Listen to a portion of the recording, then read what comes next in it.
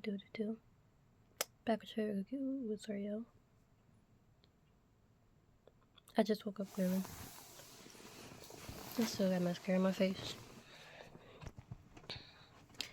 Lips dry. And a whole 9 yard.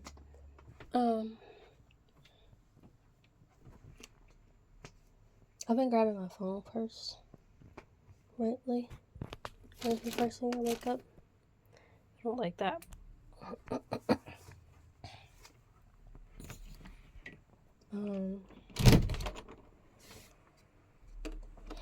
It's not the first thing you should be grabbing when you wake up in the morning is your phone. And that, for me, is a big problem. Because it means that, you know, I'm starting to be just like other people that I know. And what I'm really trying to say is of the world. And I'm not trying to do that. So, I am getting up. Well, today obviously is going to be a different. Normally I have already read it, the Bible, and then, like, reread it, recording it. This time I'm just going to read it. I don't know where. I've been reading it on my phone because I haven't been actually just getting up and grabbing it like I should have and normally would have done. So I'm really backwards right now. And I feel all over the place. I'm trying to get my life together and it's just, to me, it feels like it's not working. So I figured I'd record myself of how it's not working. And hopefully when I look back on this video, hopefully when I look back on this video,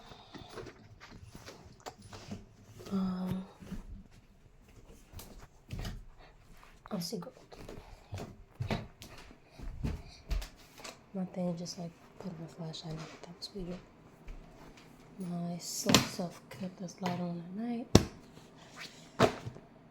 I have on a bodysuit right now because I went to work and stay, so luckily you can't see that. I'm gonna take my vitamins. I think I just stepped into a spider web. I don't like that at all, okay?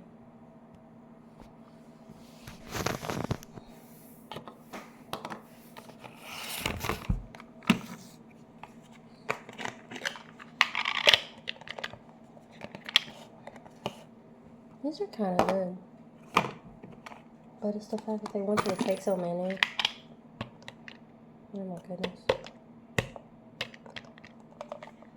It's insane. Just because you don't want to swallow a pill. Okay.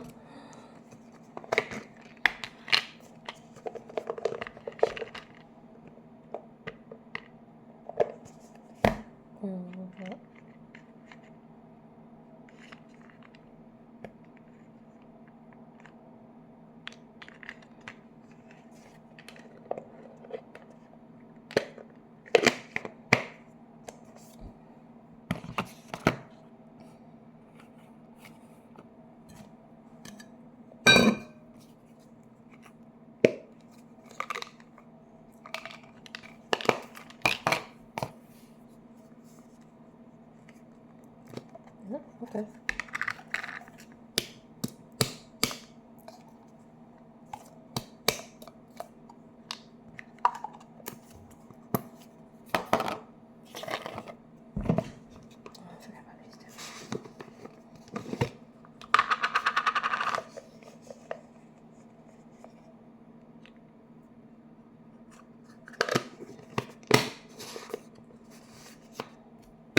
Let's see this. That's insane. Oopsie.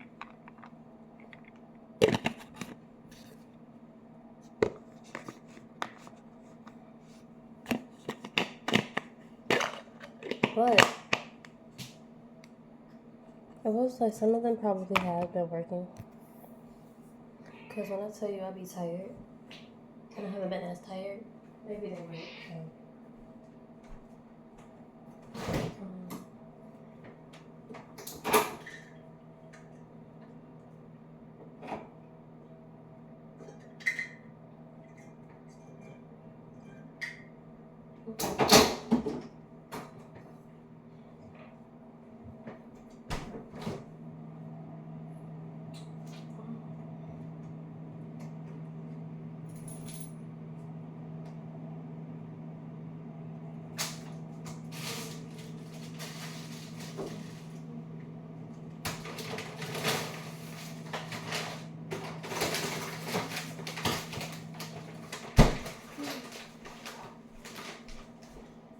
I make a smoothie too.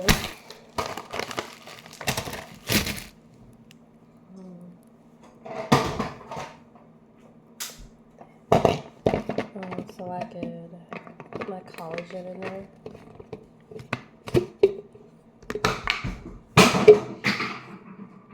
Ooh, okay.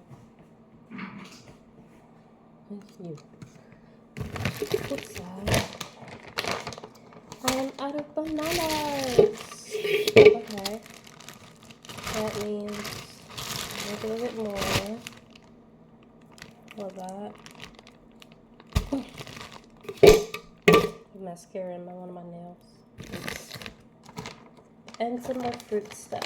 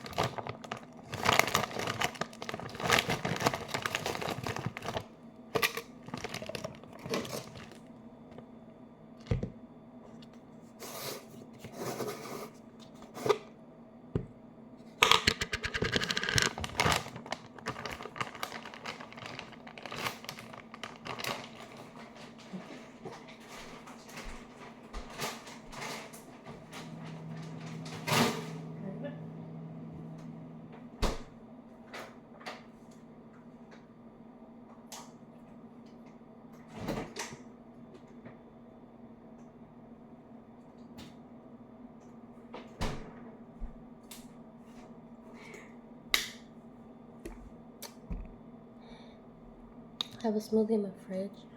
I went out to a club one time. Two times. I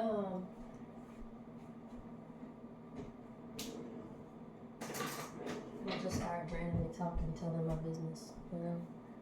I ain't gonna tell nobody nothing about my business, but one business I don't ever mind talking about has always been boys. So, recently I was going through it with this guy that I was talking to that I need to do serious on YouTube, okay? And there's this guy that I went to school with back in the day, and I was talking to him, and one thing about me, I start giving loyalty a little too quickly. So if I start liking you and we are in a quote-unquote 2024 season talking stage, meaning I'm treating you like you're my boyfriend, but you're likely going to not treat me like a girlfriend. And then if you find somebody else, you could be like, oh, we ain't dating. Like, you know, the stupid stuff that this generation does, right? And I can't even get mad because I'm just as stupid because I'm giving somebody loyalty that has not committed to me. Along with the other females in the world. What's wrong? I don't know. What makes it worse for me is that I think I'm pretty aware. Like, I think I could be... I'm not the best when it comes to awareness. I don't catch everything. But with some things... Oh.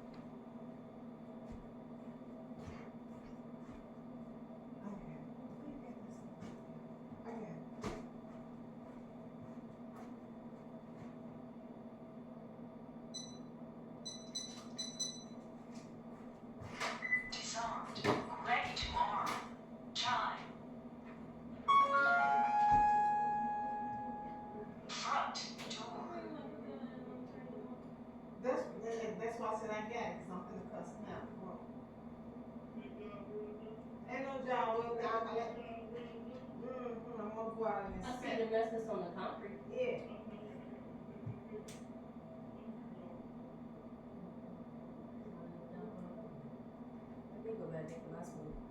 And I'm not putting my number nowhere because you Get can't your never friend, Mom. I don't want to hear all that. Get your friend, cause he up here ringing my doorbell at 11:30 in the morning. Exactly. Boy, see, this is why I don't need a firearm, cause I'll shoot people. Cause don't be ringing my damn doorbell. Anywhoosie, I give loyalty when I start liking you. If you start giving me the slither of attention that I be craving that I never receive, I start treating you like you my man's. And it's something, you know what? I had this friend. We're not really close no more, but I will always respect him as a brother in Christ because he's, I guess for short of words, grown so much. Like he's tried, to switch his life around, and like for once upon a time I was one of those people that was just like didn't believe in him, but then just seeing his progress, I'm just very proud of him, and I just need and want him to do well. He also used to mix my music or whatever, and I didn't really care for it, but I just did it because we were cool. I just didn't like how it sounded because I don't like when I sound auto-tuning. And he's also just a person that I could also laugh with, right? But the one thing that we had in common, other than music, is caring for our connection with Christ. And I'll always respect him for that, and I'll always shout out him for even mine, if I can, like, if we want to take it there, right? Because the reason that I started reading my Bible back in 2020 just so heavily, simply for the fact that it was on my mind. I would think about it on my own and never do it. It'd just be a thought in my head, like, I have this feeling like I would just pick up the Bible, and then I wouldn't actually act on it. And I didn't know why. Like, I didn't have a reason why I didn't either. Like, I just didn't do it. And then one day he called me, and I had a conversation, and out of nowhere, he was like, Corey, when's the last time you picked up your Bible? And I was like, oh, that's so funny that you asked that, because I was literally just thinking about it, and here you are asking me about it. That's so crazy. And he was just like, you should do that. And I was just like, yeah, why haven't you? He asked me why I haven't. And I told him I didn't know. Like, I didn't have a real reason why I didn't. And he's like, well, I think you should get to that. And then he was just like, I'll talk to you later. Like, hung up the phone. No other conversation, nothing, just hung up. Which is weird for us. Because my friend group back in the day, we always stayed on the phone. We could be doing nothing and be on the phone. Video chats, doing nothing, but on the phone. And occasionally we'd check in, hey, yo, ping pong head, da da da da da. Or what you doing? You on the game? Oh, okay. Or they'd be on the game, on the phone, talking smack to each other, playing games, and then complaining to me how the other person sucks, right? Anyway, I digress.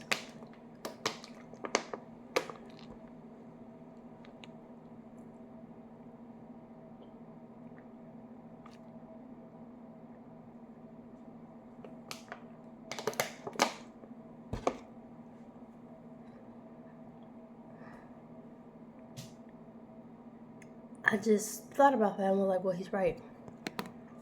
I don't have a reason why I'm not doing it. So I did as soon as he hung up. I just opened my Bible. I started reading it.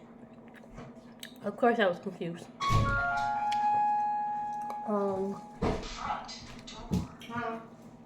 Yeah. Why do you have all that mess on my countertop, that wet stuff? My goodness, girl. Here she go, y'all. But anyway. Ain't no there she go. I don't remember if I had a lot of progress that night or day, but not too long afterwards, it's not even wet. Like, I didn't get to clean up the house Mom, you're yelling. I didn't get to clean up this house until 10 o'clock. You know, you're yelling. This mess. It's like, what are you doing? I didn't get in the crib until. Yeah, you were supposed to get off at 11 o'clock. I don't know what time you got in the house, but I was tired. I didn't, mopping. I was supposed to get off at 11:30. And you should have told them that you wasn't doing. Jamila called off. What else is new? Jamila almost never calls off. So I'm assuming she was either busy. Jamila got fed up with the job, you could tell. Because one thing about Jamila, she gonna take herself to work. She gonna go to work. And that girl, man, she remind me of me when I was 17. That girl gonna get her bag. You ain't gonna stop her from getting her bag. She gonna get all the money she can. And she gonna lose sleep for getting it. That was me. But you could tell she getting fed up with this job. Because she's starting to call off and do things for herself just to hang out and have fun. That's how you know she getting fed up. I don't blame them. Because they act like, it's like this workplace got everybody bent. You could tell she getting fed up. Me too, though. But I want the check. I had over 40 hours this week. They're going to be mad. Because that's technically going into overtime. And you going to pay me all my shit. All of it. I need to find a little paper to write it in. You going to pay me a time and a half. Because I stayed on Labor Day. And I stayed longer because you asked me to. That's a time and a half. You're going to pay me a time and a half for yesterday. Because last minute, my schedule was 11:30 and you made me stay all the way to 2. Ain't no make you. What do you mean make me know? Yeah, that's. And then Alyssa thought I was going to stay till 5. I was like, Pookie, I've been here since 5. I don't want to. Sometimes I'll do a 12-hour shift. Not today. I want to go home. And then my friend Joy, who normally works in the morning, asked me if I would have taken her 5:30 shift this morning. It was only a 4-hour shift, but the moment they asked me to stay, I was like, I can't do that, Bookie. Because then that's me staying all the way to 5, but then taking her shift. So staying from 5 p.m. get last evening to 9:30 a.m. this morning, girl. Bye. No, thank you. They act like people's bodies don't get tired. I would have done it. I just genuinely did not want to. And when she asked me to stay, I was like, I don't want to. Like, and you wanna know what's so funny? Was that I told Alyssa I didn't want to. And even past 11:30, because they thought I said no, they still didn't tell me. What if I was dead ass serious about 11:30 and not leaving? I would have been so mad. One of these days, for real, I'm going to say no, though. I keep telling myself I'm going to say no. But, I don't know. You just feel guilty of saying no. Like, I feel you got to be at work. You got to be at work. You can't be calling out and then think somebody else just go up and take your schedule. They do, though. They really do expect it. You had 6 motherfuckers off Friday. Now let you tell it, only one person, you only gonna allow one person off on Friday. You had 6. I'm a pause. You had 6 people that She getting passionate about her story, about her work, because whenever I complain about my job, she instantly gets triggered to her own. Hopefully I remember where I left off. Basically, friend told me read my Bible. Some of us had 6 people on the team and on every day. She's like that's what a motherfucker trying to work the shit out.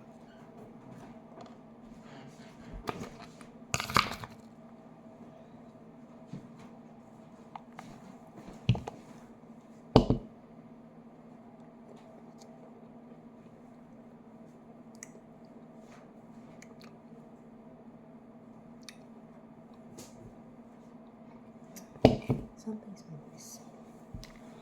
Huh?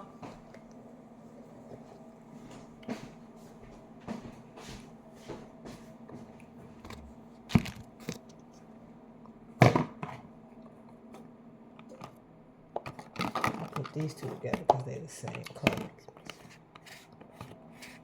And then the one that's empty is to the side.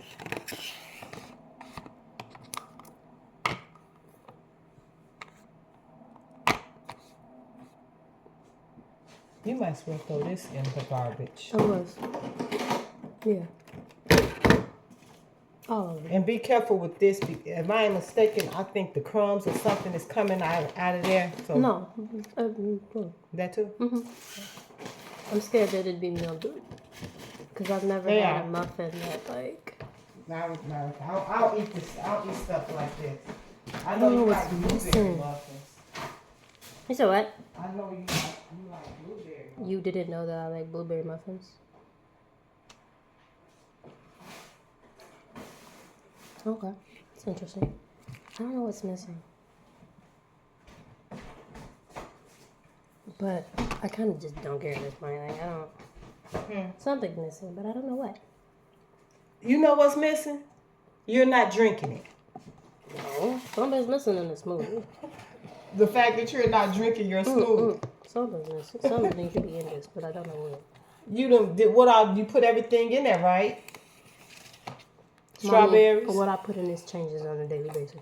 Well, that's on you, cause it ain't that serious. So you putting different stuff in there, and you expect for it to taste different every time because you're putting something different in there. So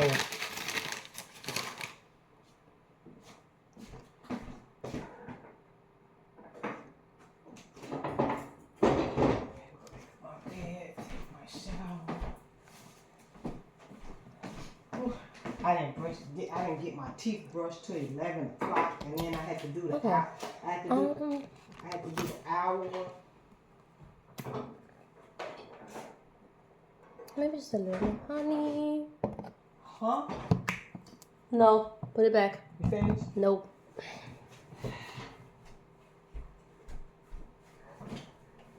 You're so cute, you know that?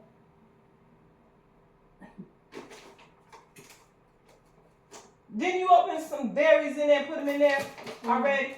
Yeah. So why are you adding more berries?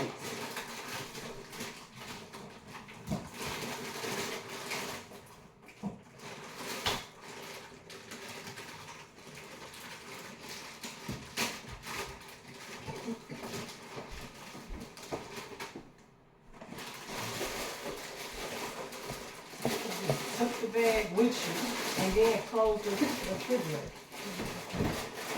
Huh? Yeah, I thought you didn't put no strawberries in there. That stuff mold and then you add it. That's nasty. But if you can't taste the moldness, hey. Well, I'm not gonna put the molded ones in there, obviously. But all of them are molded. There were 3 that weren't. Well, if I would have known, if you wouldn't have pushed my strawberries all the way in the back. You're not finna blame me. Them strawberries. I am gonna blame you this time. No, you're not because you searched put through them that fridge. How you gonna, mommy? There is a small and container. There was no container there. I was like, oh, she probably filled in the garbage. Okay, so I guess you forgot that what was that? That Chinese food that you left in the refrigerator molded that you bought me and I guess you forgot that big tray that was up there. That Chinese food that you bought me and I opened it was great. Then we got with Chicago red. And so how could you have missed the strawberries when it was in front of this container?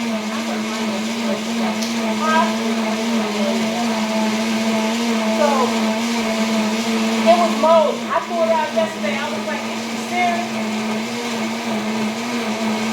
How you turn green inside the container? You got to eat that and then you and I threw it up the first time. But you said and then you told me, oh, why you still gonna eat it? But you said you was gonna try it the next day, and then I forgot about it the next day. And yeah, you forgot about it for another whole week. And I opened it yesterday. I was like, ugh, it turned green. And then the other one you had bought, or did he buy from this place around there?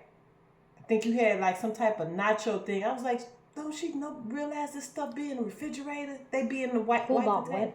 I think he had bought you some nachos or something when he bought me the ribs and he bought us something to eat. You didn't eat that either. He ain't bought me no nachos. It was some type of orange cheese another. It was 2 containers in there. One of them was what you got from Chicago Ridge, and then the other it had like little nachos and bell peppers. You forgot all that stuff in the refrigerator. I haven't had nachos in a minute, so the fact that Bit you telling again. me nachos and bell peppers is crazy because I haven't had none. It was in a white container where you got. I don't know why. I think he bought it from around here. He's not bought me nachos. When he bought us, remember he bought me some ribs. Bought nachos from that store. He bought me some ribs. I know what you're talking about, but he didn't buy me no nachos. What were you and I ate from? the food that man bought me. Well, it was some nachos in there with peppers. It was orange in the white container, just like that stuff. I don't think it was nachos. No, I had nachos in a minute, but I can go for some orange. I was like, what the heck? Anyway, that tastes better. It's like the second damn bite. I have got one. Yeah. Anyway. Weeks later. Huh?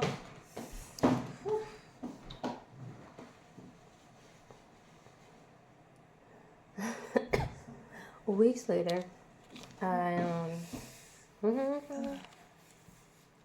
This one hurt like the other one. I hope this ain't no spider bite.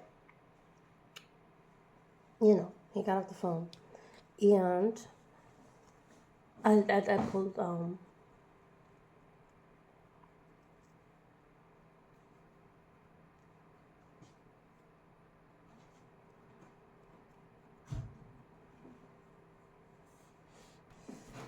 She gonna continue to talk. It don't matter. So anyway, I pulled out my how I get bit. I think Bible. Not this one. I had a white and gold one. I still have it somewhere. It's somewhere, but the lettering is really, really small, and I can't see it. And so, imagine not understanding what you're reading, and also having to squint to see it. The amount of annoyance and frustration that came. It wasn't a lot, but it was there, you know? Okay. So that I started reading that day, but I don't know if it was successful or not. I can't remember. However, I do remember the night when I had a class the next morning, and it was during COVID. So classes were online. It was my junior year of college. And I had statistics, I think, and maybe Spanish, and some other classes. I had bio lab, and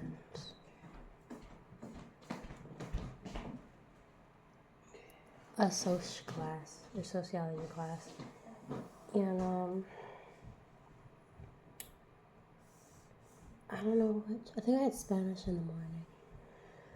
And one day, I was doing my homework at night, like I always do, and I was getting in the bed, and I just unlocked my phone, my beautiful LG phone, that I miss so much.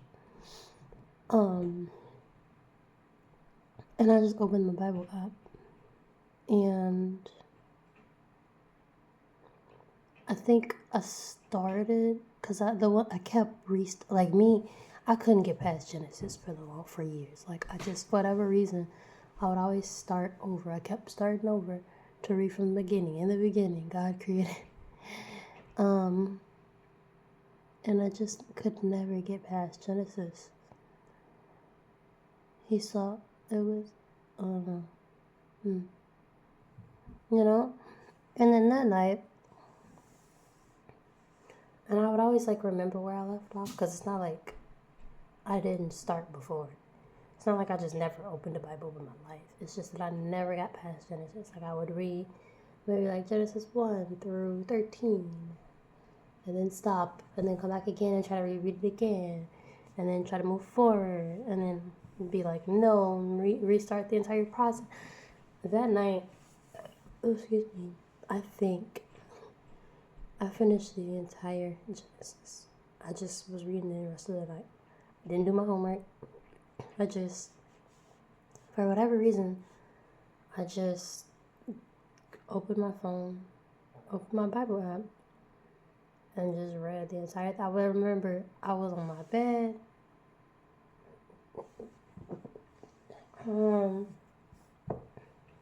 kicked back, laying on my back just with my phone, just scrolling through the Bible. Just for hours. It got dark. It was already dark, but it got dark. And then I had a thought, oh man, I'm so proud. So proud of myself. Because I had finally got through this chapter. It took so many trials of starting something, getting distracted, starting something, getting distracted, restarting the process all over again. Each time making an effort to do so, but just seemed like I was failing. And then one day, it just finally hit, and I just sat there, alone, quiet space, and just read. Non-stop. I didn't understand everything, but I understood, like, the biggest, like, the picture of the chapter. At least I felt I did. And then I realized it was really, really late. It was like, oops, I should probably go to bed. I didn't want to, but then I was like, maybe I should go to bed. And then I had a thought about how I'm supposed to pray at night, so I got out the bed, hopped on my knees. And my knees, I have bad knees, if you don't know me. I don't know, those pills you saw me taking were joint pills. And the reason why I'm drinking smoothies is because it has collagen, which is going to help my joints. I have really bad knees, and I've had bad knees as a kid. Like, they just hurt, right? And so, I hopped on my knees, which is a big deal, because I don't be trying to get on my knees for nothing, because I know my knees hurt. Hopped on my knees, prayed. I don't even remember what I prayed for. It's probably like protecting me when I sleep and allowing my mom to get home safe. And then I went to bed. Woke up the next morning, had class. Well, I woke up early because I tried to do the homework that I didn't do. And so I woke up early, finished that homework, had class, and then found out that I did so much work that I didn't need to do for the class because it wasn't even an assignment. I was pretty upset about that. I was like, what? I could have been asleep. Ain't that something? Went to class and carried on about my day. Before I would raise myself up, I always prayed, like, before I sat up. Just more like a thank you for waking me up. And all the other people that I cared about. I would have a list of people in my head. Yeah. And then that became a routine for me. It became pray on your knees at night. Pray on your pillow before you get up. Prayers in the morning were a little bit quicker. You know? I don't even know if I did this all the time. I mean, when I was on my knees, yes. But, like, getting up. Girl, if you don't bow your head. But it became a routine. Life was good for me. Until my brother died. Yeah. That's the point of that, though. The most I've ever been consistent with my Bible reading. Like, I was reading really consistent. Then, when I got to college, my senior year, I was reading my physical Bible. Oh, yeah, I had bought this physical Bible during 2020. Funny story. I didn't know it was purple. If you know me, my favorite color is purple. And the pages are gold. Two colors that attract my eye. I didn't know this book was purple. I thought it was brown. Because in the box, it showed the Bible to be brown. And it was the last one on the shelf at Walgreens. And so I wanted it. My mom bought it for me, I think. Because I was like, should I get it? And I don't know if I had enough. But bought it. And then when I opened it, let's say my surprise, it was purple. And I was like ecstatic that it was purple and gold. Like, I was like, this was made to be mine. Like, you couldn't convince me otherwise that this wasn't meant on purpose to be mine. Because it was supposed to be brown.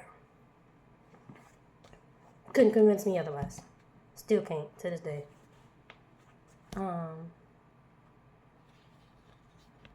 It's a little old now. One thing I appreciate about Bibles though, they get some wear and tear, but it don't fall, you feel me? That should say something. She bought it May 3rd, 2021, 2:06 p.m. Or that's when I opened it, who knows. So imagine not getting a physical Bible of my own until a year or so later.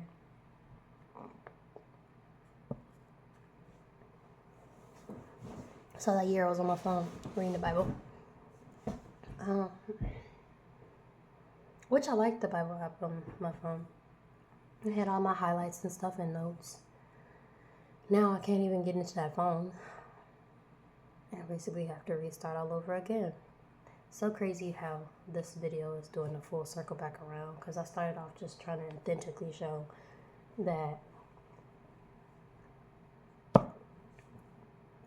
I don't think I've been having good habits with my spiritual life. But then just talking about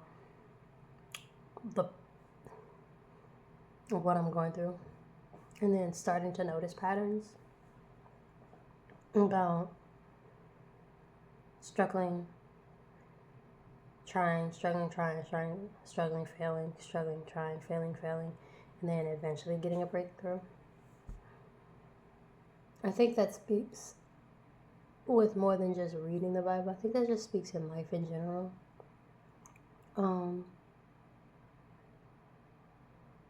Because living a life with Christ is not just, like, the path is straightforward, thin and narrow, but the actual journey to get to that life, as the humans that we are, it ain't easy. It's not straightforward for us. As a human being, we do complicate that, right? Even though it just seems so simple. Be kind to people, don't steal nothing, don't kill nobody, don't, be respectful to your parents, give willingly to people that need it, especially people of your kind, help people of your kind. All these things that just sounds like normal chivalry and just what a good person would do normally. But somehow it's not as easy as it sounds. Try not to get too angry. I literally don't talk to the person that told me to read my Bible because his anger disgusts me. Love him, want him to prosper, but remove myself because he's not slow to anger. Because when you get angry, you become a different person. Like, anger and self-control, I want to say they go hand in hand or they don't go hand in hand. If you have, well, they do. Because if you have good self-control, you can calm it. And being angry is not a problem.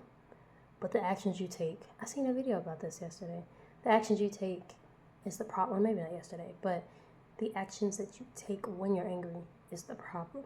You can be angry, but how you treat somebody and how you talk to somebody and what you do because you're angry is a problem that a lot of us humans, myself included, of course, just don't have control over. But for some people, it's worse than others. And for some people, it's more detrimental than others. And, you know, based on your position in life and your assignment in life, especially if you know your assignment in life, I don't think I do, but there are other people that are really sure about their assignment in life. And if you know that, you know you need to have better self-control or gain those things or ask for those things or work on those things, because it's not just about you. It's about other people around you. What you do affects millions of people around you that you don't know, right? So your decisions reflect and will carry out thousands and thousands of people's destiny or life or purpose or whatever the case may be. So having that kind of responsibility, you need to have your shit together. And I meant to say that. Because I literally thought maybe I shouldn't say that, but then I got an urge to say, no, say it. You need to get your shit together. Second time wasn't necessary. So, yeah. It's not easy. It's definitely not easy.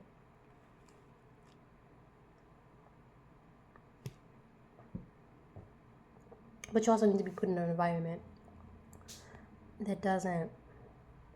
I don't even want to say that.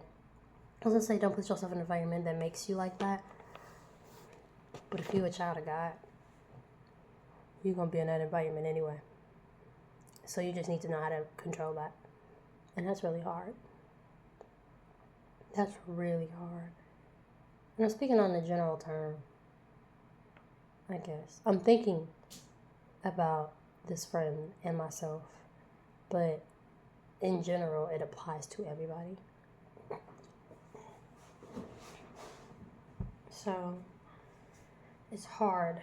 You would think waking up, reading a Bible, maybe doing a Bible study, making a smoothie, eating something, showering, facial and hair routine. You would think those things sound simple and easy. Girl, I'm struggling. Okay? The simple things that I should be in my daily routine, I'm struggling. And the only prayers that I have right now has been, God, I'm tired. And I just feel like I'm not doing enough. Or, thank you for waking me up. I don't know why you keep doing it. I don't feel like, I don't get it.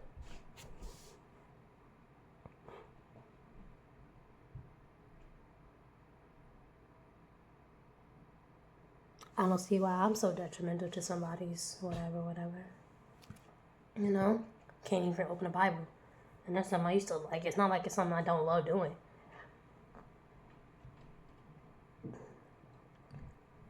You know how much peace and calmness comes with just opening and flipping a page of a book? But yet I'm still not doing it. I'm doing everything that causes me disruption to my life. But I can't do something that's bringing me peace. You would think I'm stupid. And it's annoying because I'm not stupid.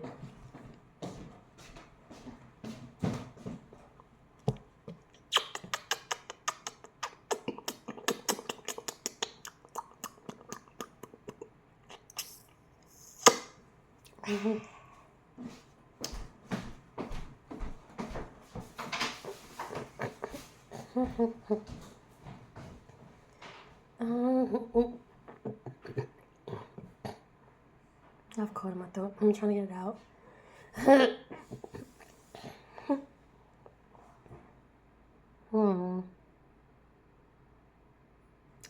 Anyway.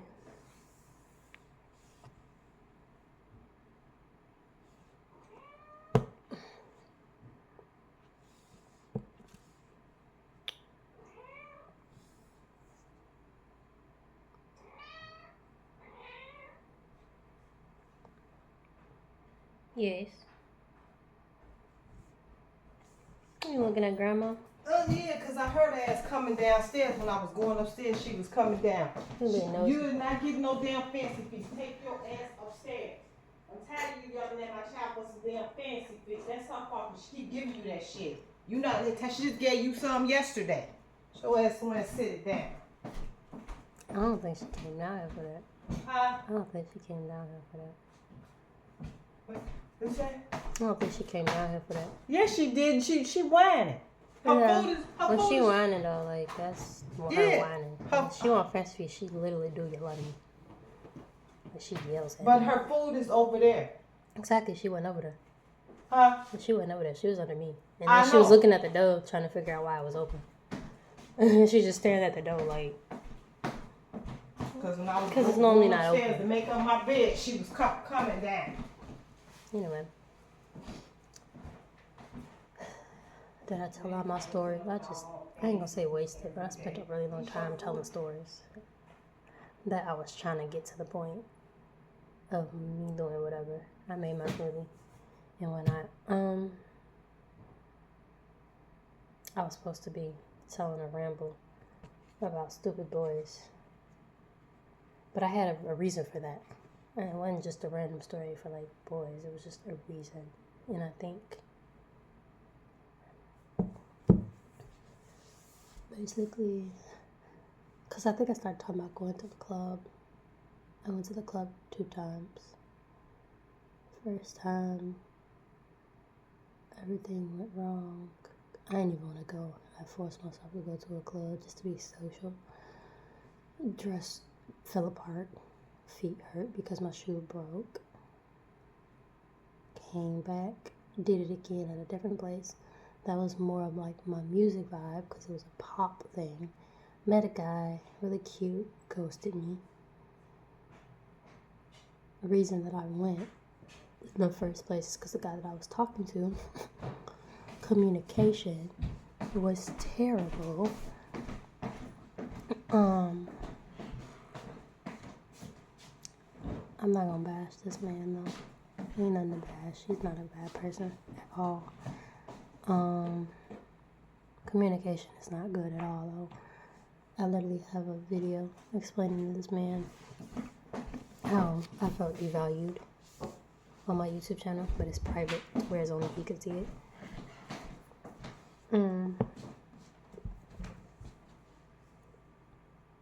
I guess that brings a good point now. Communication was making time for me, made excuses about why I couldn't. I think, okay, so this guy I was talking to, met him, we went to school together, but later down the line,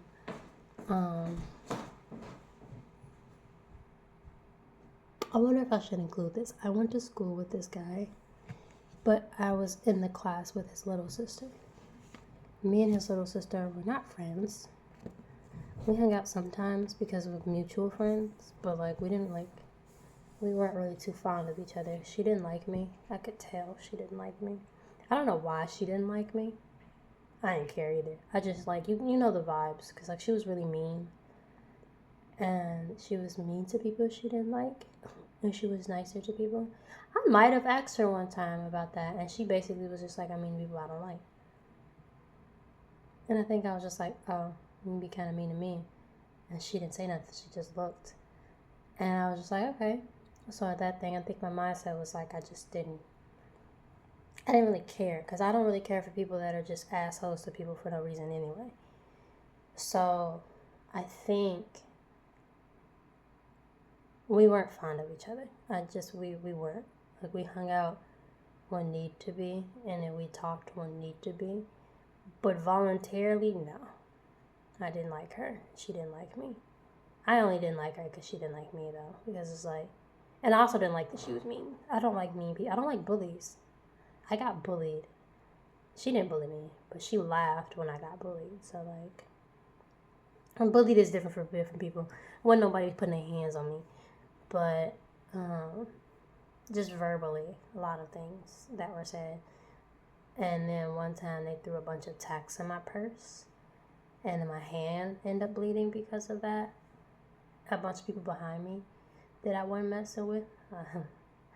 But she saw it and laughed. So, like, For me, that's like a really fucked up thing to do. You see somebody being hurt and you think it's funny. That's crazy. But I had a test and I needed to finish my test. So instead of addressing that, I just ignored it because my grades were really important at the time. Looking back, would I have changed that? Maybe. I probably would have said F that test and showed them that I'm not a person to mess. Like, I didn't do anything to these people. So the fact that you're messing with me when I've done nothing wrong and thinking that you can do it is crazy to me. Like, I'm a person that minds their business, is kind to people. You don't know what I go through in my background in my home, and you just picking on me for no reason, simply for the fact that I'm small. Physically small. Never took the time to get to know me, have conversation, nothing. Because all the people that I am around like me because they know that I'm a kind person and that I'm funny and that I was smart and all these like good qualities about why they liked hanging around me. Because they had similar values. They cared about their grades. They thought certain things or some of the things were funny. They were nice people. No, I mean, we don't get me wrong, nice people, we talk shit about people, about how we don't like people, about this and this and this, because we don't agree with them. But we still treated people with kindness, even though we didn't like them. So my friends were people that reminded me of me and similar values, right? Actually, no, I wouldn't have. I would change nothing. You want to know why? Because even though I didn't say nothing to them people, someone else, one of my friends, I think, found out about it and told her mom, who was also a teacher. Same friend that I was thinking about that has similar values to me and is kind and funny, Miss Moran Taylor. She told her mom. And I didn't care about it. Once the day was over with, it was like left my mind. However, I tell my mom everything, so I think I had a conversation with my mom. But when I got to school, the next day, or whatever day I came to school, the mom pulled me aside because she was upset that I didn't say anything. Because she was like, so-and-so came home. My child came home to tell me this, and you didn't say anything about it. I was like, I was trying to finish this test. She was like, it don't matter, da-da-da-da. And she got upset. She was angry. And she pulled the girl to the side. And I was like, well, we're not really friends. Like, we're not cool. We don't like each other. She don't like me. And they were there. She cussed the little girl out. Kindly enough. And the girl got upset. And the girl just didn't talk. She had an attitude. And she didn't talk. And I'm just like, I wonder if she thinks that I said something. I ain't say nothing. I don't give a fuck.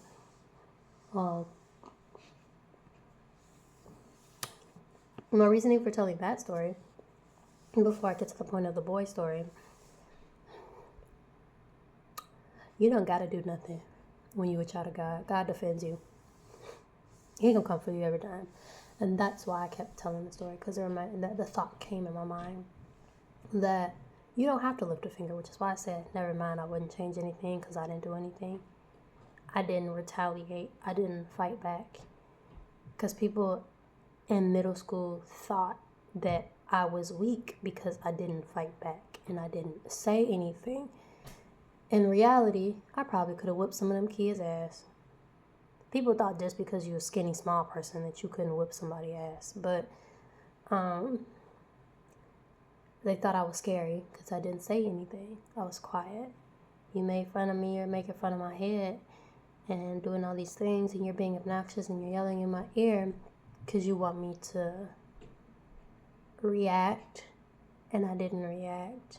I'd just be like, chill out. I was not one to jump in somebody's face, and that you could tell that that's what they wanted.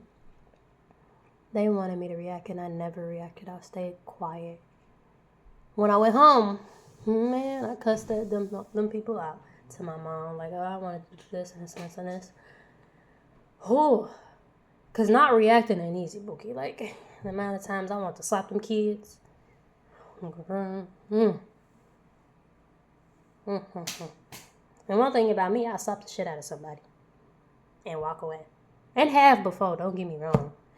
But them people, no.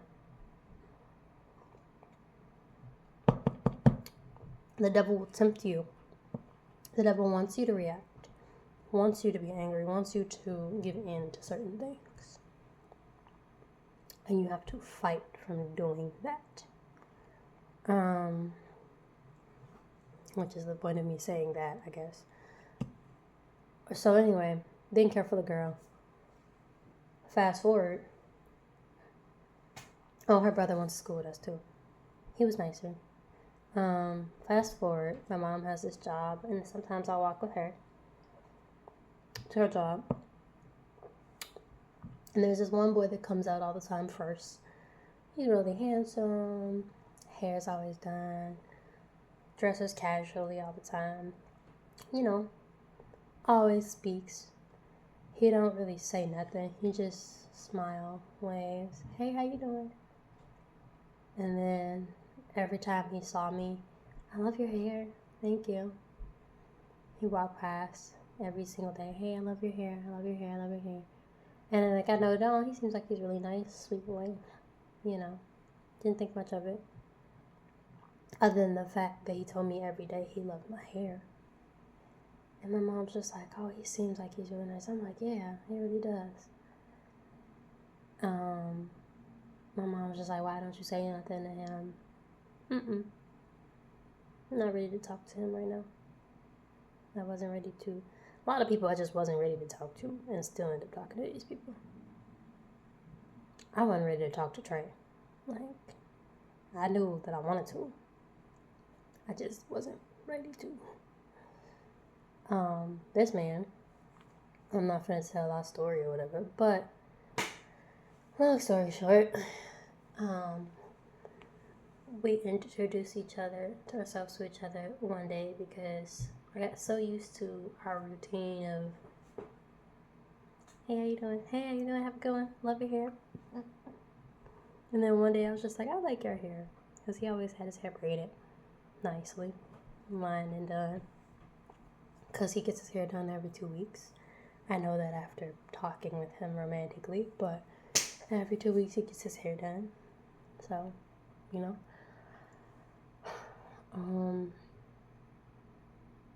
So he looked attractive. Cute little dad bod. Arm swole though. Don't get me don't be fooled with that man. But anyway.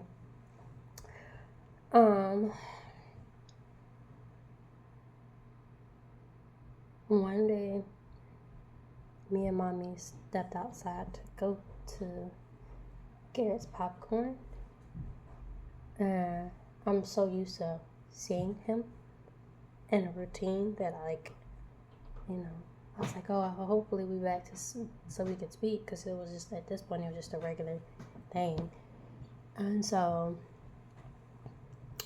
we're ordering popcorn. I look up and I see his head in the reflection mirror walking by, and I was like, wait a minute, I know that shape. I know that shape. And I was like, that's dude. So I was like, I'll be right back. And I run down the street, chase after this person to wave at him, because that was our routine. He turned around. Heard him say, oh, wow. Like, and then I'm like, hi. I saw you, so I wanted to say hi. Because, like, we always say hi. So, hi. And he was just like, yeah, hi, how you doing? My name is so-and-so, so-and-so. And I was like, nice to meet you, I'm Oriana. The man butchered my name so many damn times. He said everything but Oriana. Or Rihanna. My name is Oriana. Oriana. Oriana.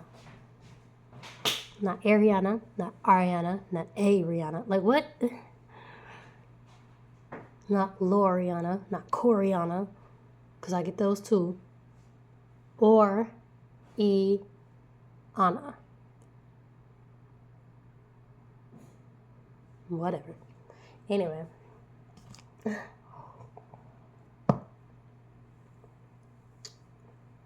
That's why I'll tell people my full real name. What's your name? Oriana Tior. It was not Oriana Tior. Is it really that hard? I don't think so.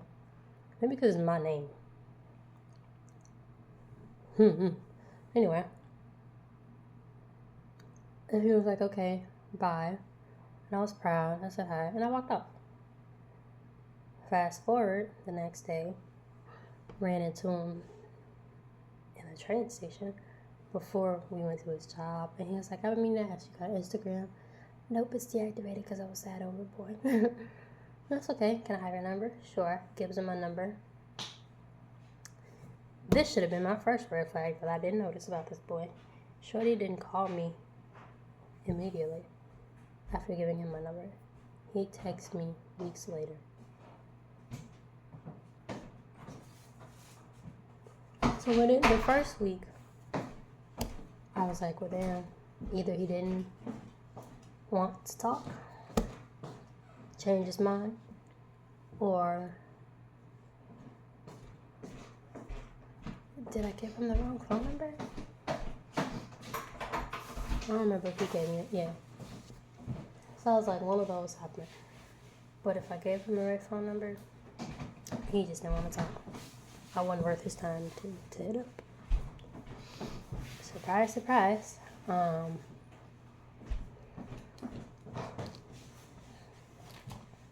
Started off okay.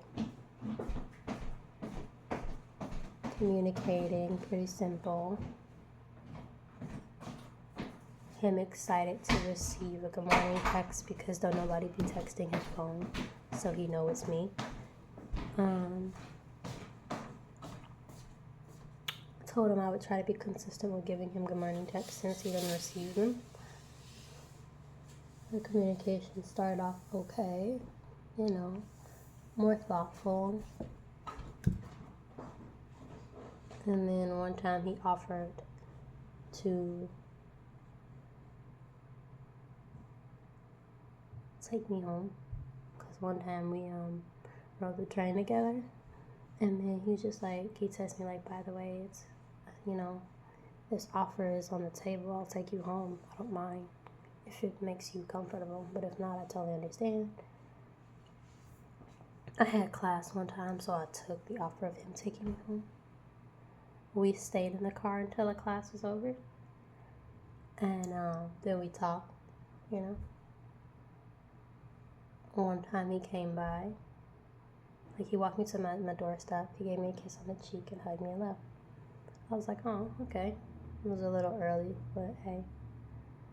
Then the next time he came in, we hung out, watched the show, and left. Next time, watched the show and left. At some point, we just started hanging out,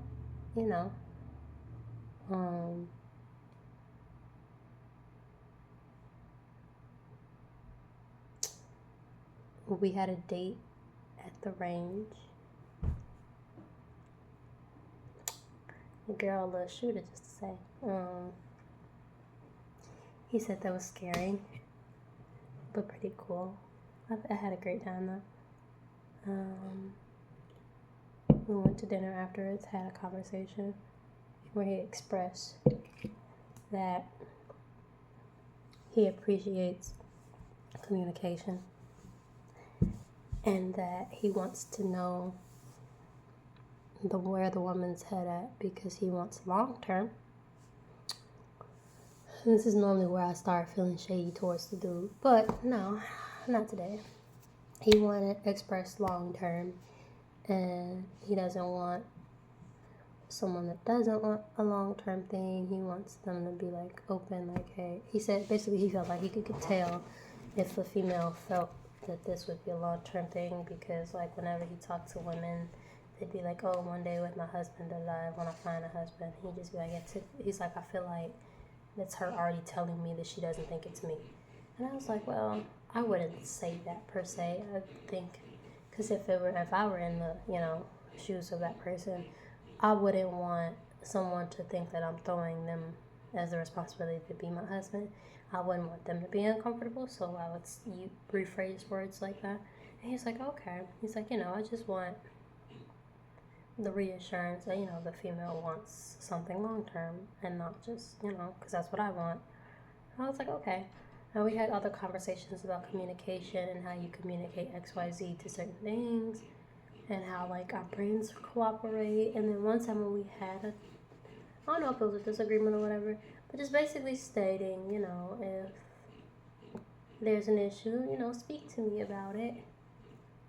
And then, at some point along the line, we started getting cutesy and had our first little conversation. Why not? And why not? Yeah. How we value communication. And, yeah. I don't know where else to go with this, but long story short, he said he wanted communication. I started trying to communicate when things bothered me because he asked me to.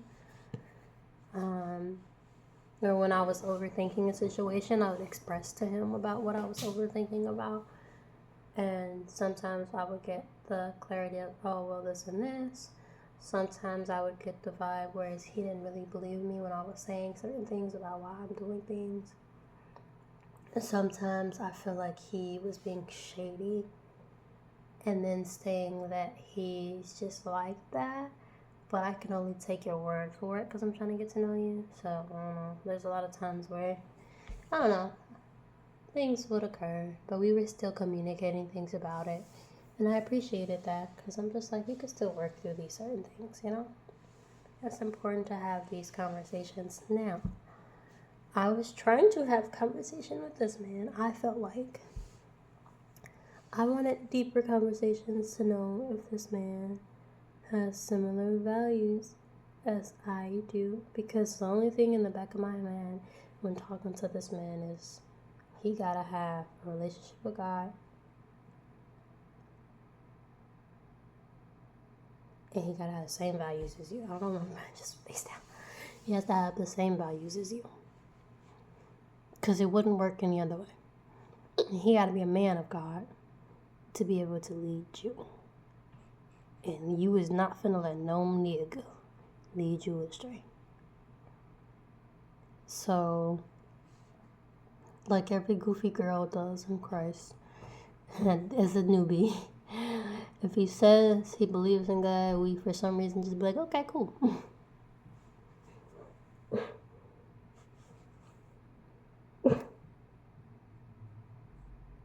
Dude don't go to church. But in my mind, I'm like, well, I don't go to church. No. I sent him an online church video that I was watching one time. He liked it. So I was like, okay, cool. He really messed with that service. Because I got into a service by one of my coworkers. And so I really like that church. If I lived in Alabama, best believe I would be there. Birmingham. Yeah. Or wherever it's at, best believe I would be going.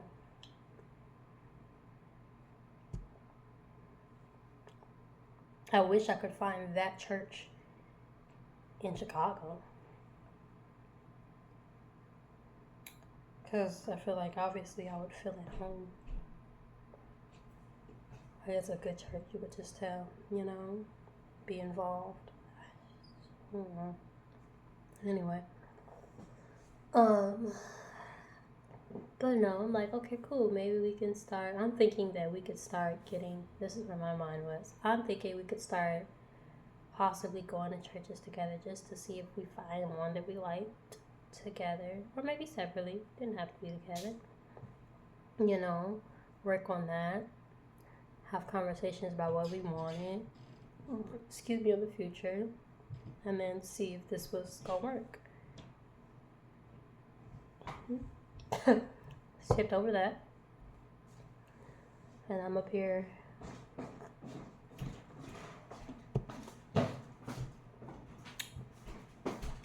giving wifey, girlfriend qualities to an individual.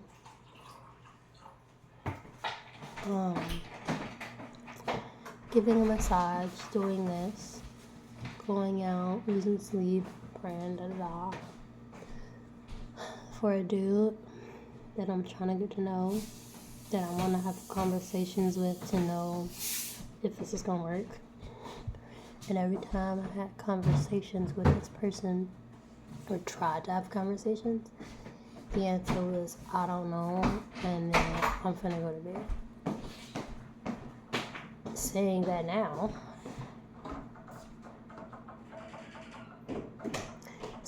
now makes me think, well, girl, that should have been your red flag right there. This was a few months ago, or maybe a month ago, if I'm being completely honest. But it didn't click in my head right then and there.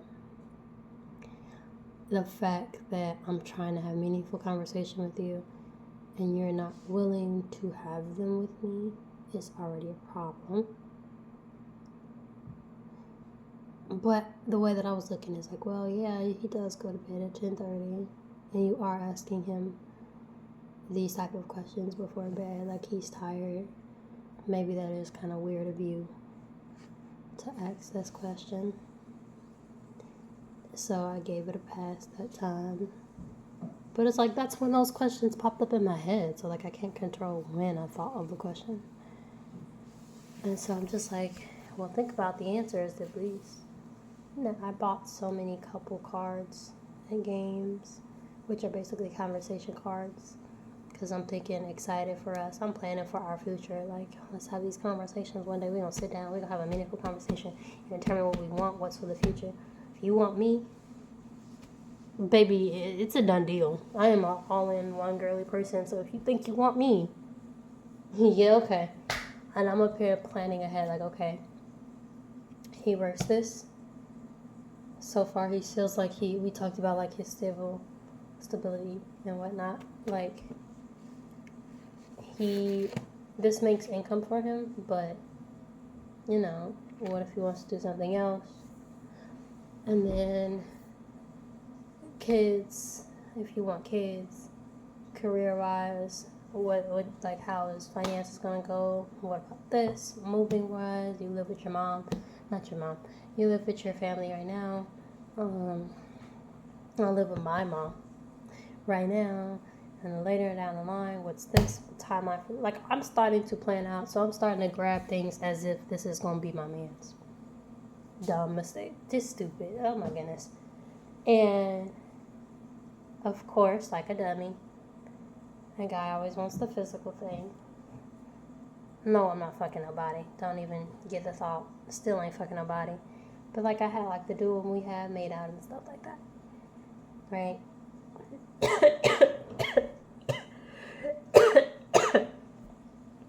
Maybe that was a red flag.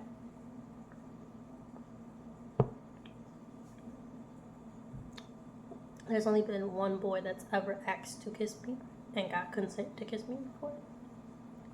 And the person that I wanted to kiss me, Mr. Moore himself. But everyone else that I've ever kissed in my life just kissed me, never asked if I wanted to kiss them. Because 9 times out of 10, all the people that I kissed, I didn't want to kiss. That's so messed up. I don't like kissing, okay? Maybe in a few years you'll like kissing, who knows? But it's like, as of now, the 24 version of you don't like kissing. I never liked kissing. That's the crazy thing about it. Like, it's just, I'm a little bit of a germaphobe. So, the thought of somebody's saliva in mine is just disgusting. Like, it's cute when you like somebody, like when you really like somebody. But I just don't like it. I didn't mind kissing him. Like, he wasn't disgusting or nothing. So that's cool. I don't think he liked kissing me. He says he did.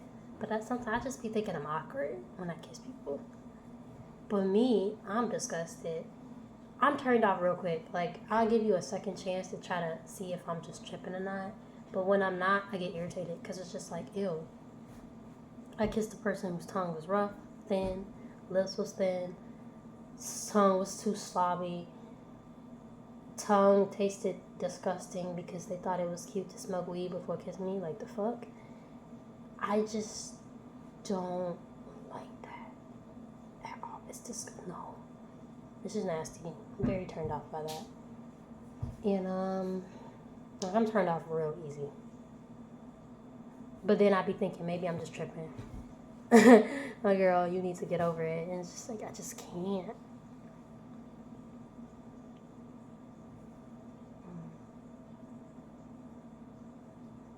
Or it just blows air in your mouth like that. I don't know. Anyway, just. But of course, he wanted the physical stuff.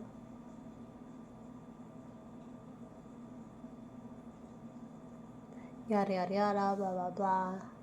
I'm up here trying to ask for like free time because his schedule was different or whatever. Like, you know, he worked from home on Wednesday, Fridays. But any other day he's in the office, comes home, take care of the family. And like, based off calculated time, if you're taking into consideration everything that he does, he should have had at least an hour, maximum 2 hours left to himself after going to the gym and taking care of family and errands and sleeping, prepping before bed. At least 2 hours of your time of the day that you could have given me. And down the line, like, it wasn't that. And I had a problem with that, right? Communication began to get really rocky until one day he just didn't return a phone call at all. No text message, like phone call, nothing. Like, his communication got really shitty for like a week or two. And that's how my ex got single. If you think you can not talk to me for a week or two straight and not return a phone call, not even attempt to call a bitch back. And that man was fake calling me. I don't try to hear nothing he said. You called and hung up just to show that he tried to call. Be so fucking for it. I'm not stupid.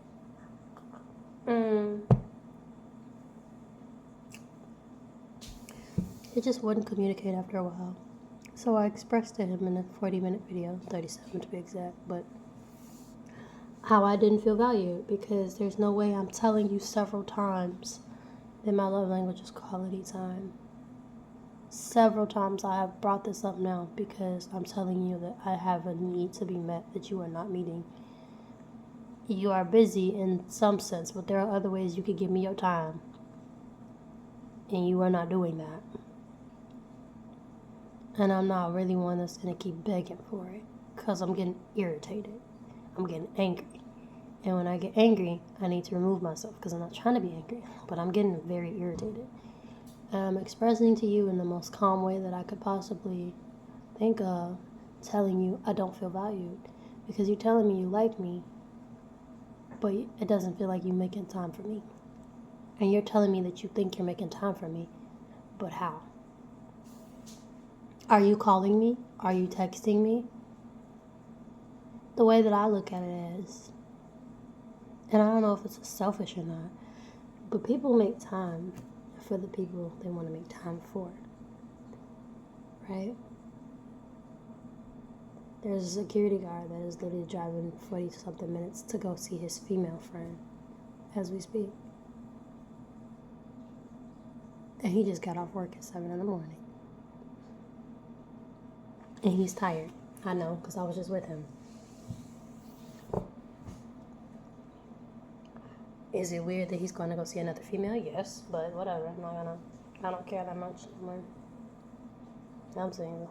I don't care. You can do what you want to do. Leave me alone. The moment I find out you being too friendly, I'm going to cut your ass off.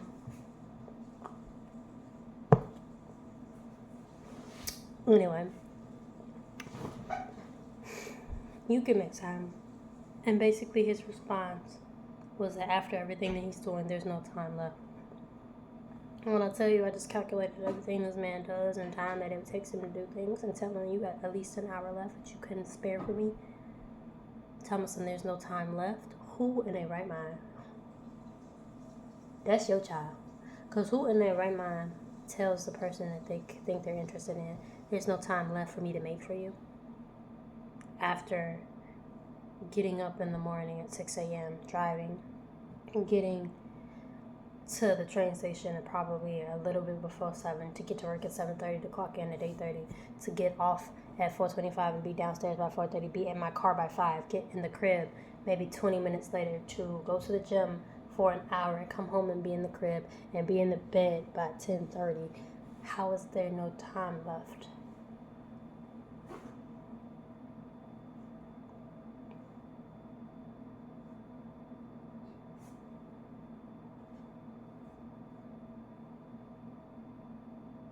And even if that was the case, I'm comparing it to the fact that at the time,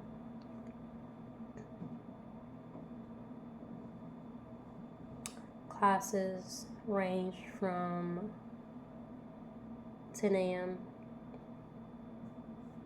12 p.m., 5 p.m. throughout the day.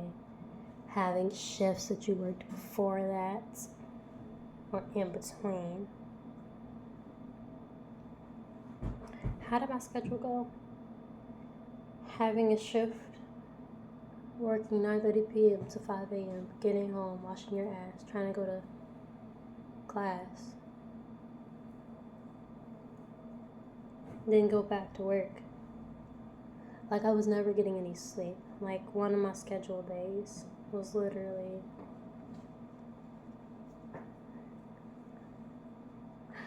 work from the morning, get off at maybe like 9 p.m. Wait for your mom to get off work so you guys could go home safely in a ride. Get home at 2:30 a.m. in the morning. Have to sleep for a few hours. Get back up for a few hours to have a fucking 6 a.m. shift at another store. Gets off at 12 or 11 something. Walk 30 minutes to this man's job to have a class at 12 that ends at 2. Gets home to go wash my ass and get ready for another class that's happening at 5. Then have till 6:30 p.m. Wash your ass, get home to leave back out to go to another shift that you have that starts at 8:30 to get off at midnight again. Still go wait for your mom to get back home at 2:30 the next morning again, and then do this shit all over again. I wasn't sleeping for 10 weeks straight. I walked 30 minutes to your job just to say hi to you on your lunch break. When you were coming over my crib and staying till my mom gets home, I had to work at 6 in the morning.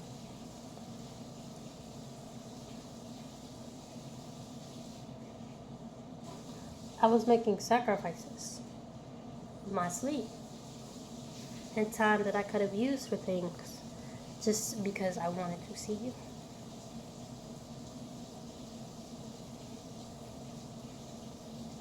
It may not have been a healthy sacrifice, but it's the point, the willingness to do it. And this man didn't have no willing to make time for me. And then eventually tells me I need to look at myself to see if I'm willing to let somebody have my time. You should have thought about that shit before you decided to tell me you wanted me to have your time. Right? You should have communicated that. Dude ghosted me, basically. Long story short, the man ghosted me. Okay? And I still have whatever. It don't even matter. Anyway, my point from that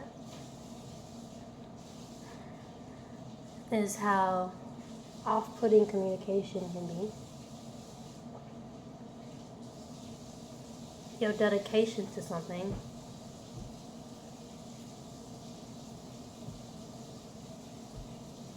doing the work, like self-work, I guess, could be something too. Looking within yourself and like evaluating your intentions.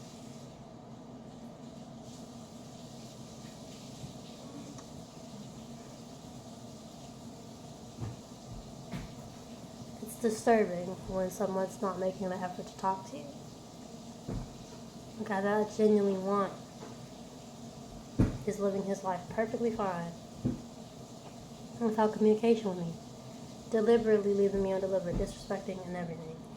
And I am trying to put in effort to talk to this man and going on my way for this man to this day. Man, I used to be crazy in love with, and I have a streak with no meaningful anything by it. Nothing. It hurts when the people you care about neglect you. People that you would do anything for. People that you're willing to do anything for. To protect, to love, to uplift, to try to see what you can add to them to make their situation better. It hurts to know that this person is basically saying that you're disposable. Because that's what them motherfuckers did for me. They told me I was disposable. They didn't verbally say, Oreo, you're disposable. But to be comfortable with how you treated someone, knowing how you made them feel, and not feel remorse by it, and continue to do it, that hurts. Very much so.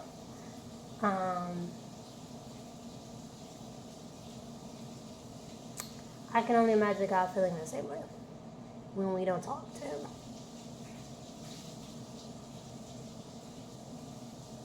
Because all I do is complain to this man. All I do is complain, God, I'm really irritated by this situation. Because it's just like, for me, it's a constant pattern. So the fact that this keeps happening to me, I just think maybe it's got to be something with me. It's not just the stupid, shitty dudes that I've encountered. And yes, they're shitty. Every day I tell myself they're not. They are. They're shitty. They were shitty to you. They're not shitty people.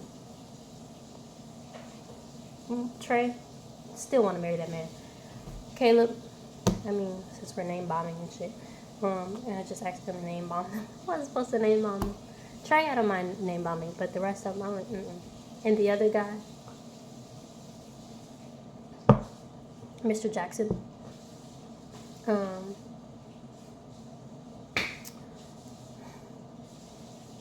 they were shitty, very shitty people to me.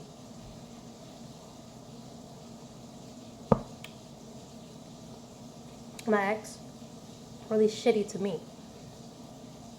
Not shitty people. I don't think they're shitty people. But it bothered me a lot, and it still does bother me a little bit. Especially Mr. Jackson, because it's a fresh situation. But just knowing that you're putting in time and effort to a person that's not willing to give it back, and then making excuses about why they can't do it when they very much so can do it. Because if a nigga wanted to, he would. That's irritating. Because what you waste my time for? If you're not serious, why are you here? And I feel like God is probably the same way. Why are you wasting my time if you're not trying to really get to know me? You like the aesthetic. You like knowing that I'll do anything for you. You like knowing that I'm a good person. You don't care about me. You just care about what I can do for you. And how I make you better. Right? And I'm not trying to be that person.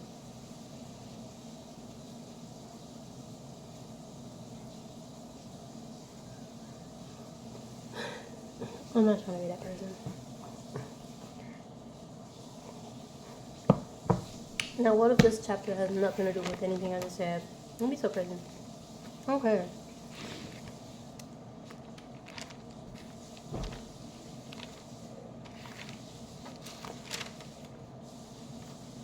Okay, last one I read. Carson want to go back because I didn't highlight none of these other things. The last psalm that I read was 111.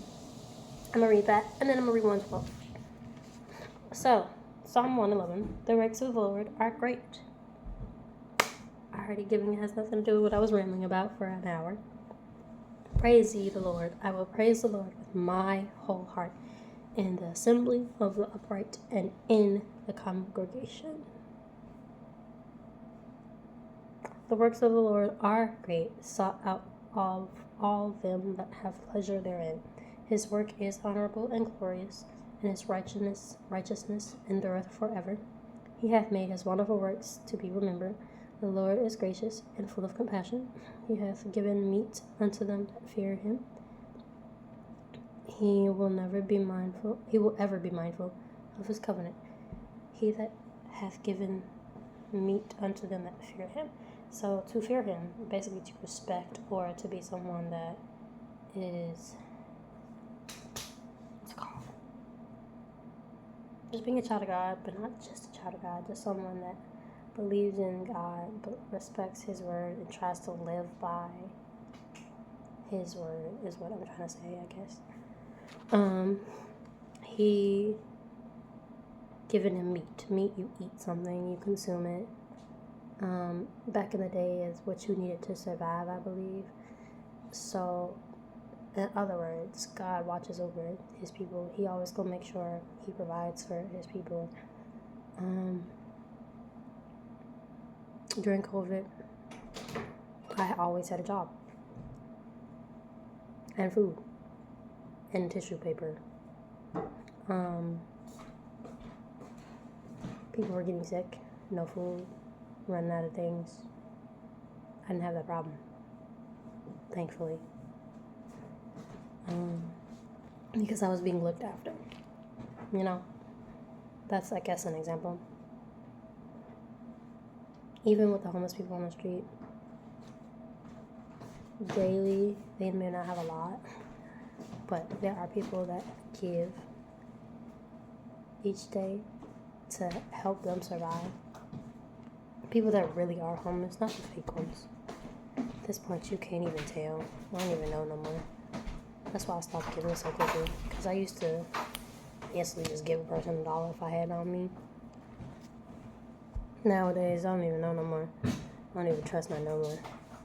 So, I don't know. I need there to be a strong voice telling me, hey, give this person $1. I need to know for sure, and I'm not psyching myself out.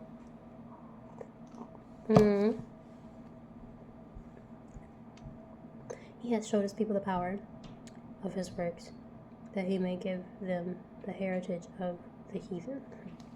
Heathen, just I looked up last time I did a Bible thingy. Some Bible things I don't think I recorded, but I just had thoughts. Heathen is a person that doesn't believe in religion, specifically Christianity, Hinduism, or Buddhism, and like main religion things is what I found out. I thought a heathen, based off like, if you know black parents, they'd be like, oh, you little heathen. I thought that just meant bad child. No, heathen is a non-believer. When I Googled that. So wow, didn't know that. But yeah, so basically gave them the heritage of the people that don't believe in him.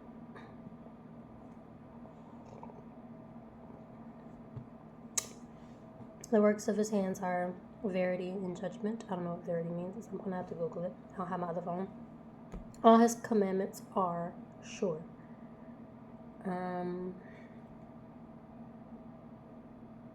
What does sure mean, technically? When you're sure about something, like you're content, you know that something is facts. There's evidence to back it up. There's something in you that just like, you know something is right. I don't know. So saying that their commandments are sure, his commandments are sure. Something that you just know is right. Something you can believe in, I guess. Don't question. He sent redemption unto his people. He hath commanded his covenant forever. Holy, and reverent is his name. The fear of the Lord is the beginning of wisdom. A good understanding have all they that do his commandments. His praise endureth forever. That's the one verse that I highlighted, because something about it just stuck in my brain. Because to me, when I first read it, it was just like, okay, basically people that truly are connected spiritually with God have wisdom. Not to say that all wise people are connected with God, because that's not always the case. There are wise people that know things that aren't the most good people and have wisdom elsewhere. But when it comes to Christian, childlike Christ people, I think this is basically saying that people that follow God's commandments and live up to the expectations of the Bible, or actively work towards, and have succeeded or is succeeding in their walk with the fruits of the Spirit and the commandments of how the Bible says you should live, and doing those things, have wisdom and just like understanding. So I don't know, when I thought about that, I thought about certain people that I've communicated with who just to me always seem so smart and knew things or have like an insight. And it's just like I always felt it's because God talks to them and lets them know certain things. And then I guess in a way this kind of does confirm the thought that I've always had.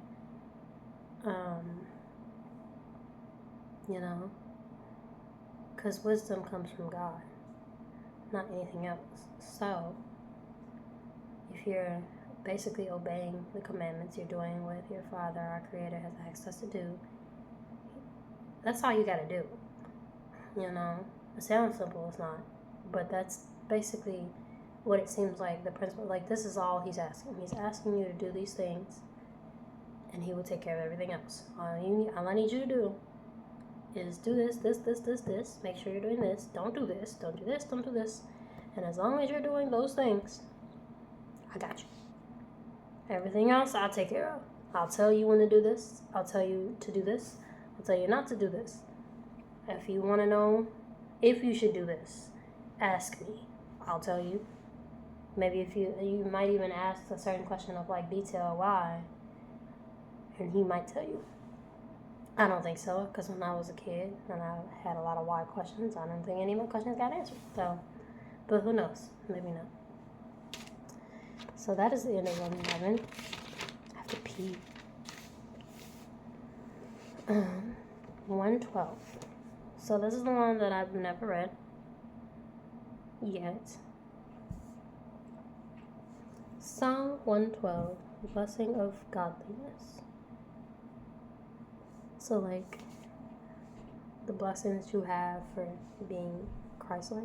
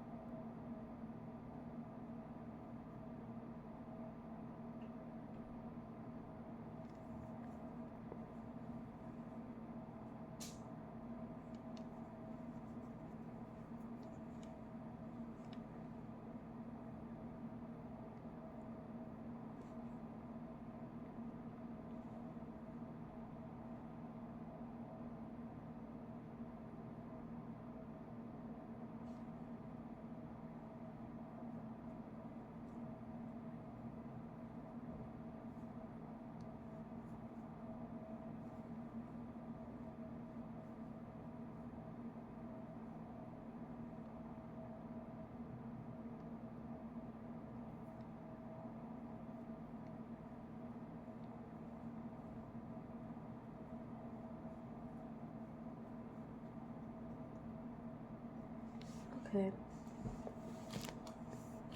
The blessing of godliness. So I think it's just saying like the blessings that come with being or trying to be Christ-like or being Christ-like. Praise ye the Lord. Blessed is the man that feareth the Lord. You are in good hands with God. That delighteth greatly in his commandments. So it's good to do things that the Bible has said to do. But it's even better when you wholeheartedly, genuinely, and love doing these things as a part of you. That, I feel like, is probably stating that, like, I don't know, like, I think it's looking at the genuine part of someone's heart and being a child of God. Because, like, so, like, when my brother died, I used to be, like, really good at praying and reading the Bible. I was really consistent. But I was consistent because I liked doing it. I genuinely enjoyed doing that, right? And then when my brother died, I stopped doing it because I was so focused on that. And I just, like, the Bible became I'm supposed to do it kind of thing. It stopped feeling like I'm not saying that I don't get a joy reading it, but it's like you shouldn't be doing this just as a chore. It's a lifestyle, right? And I think that's what this is saying. I just feel like maybe it sounds like that's not like about what I feel. It just seems like this is how I'm intaking whatever I read, and I'm expressing this because I wonder in a few years if I'll have the same thought.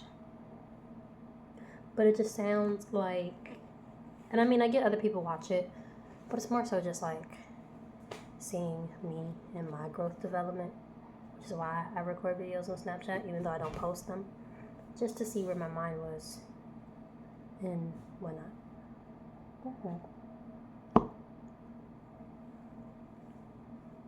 But I also post this just in case if I need to, or somebody else needs to see it down the long run. Okay.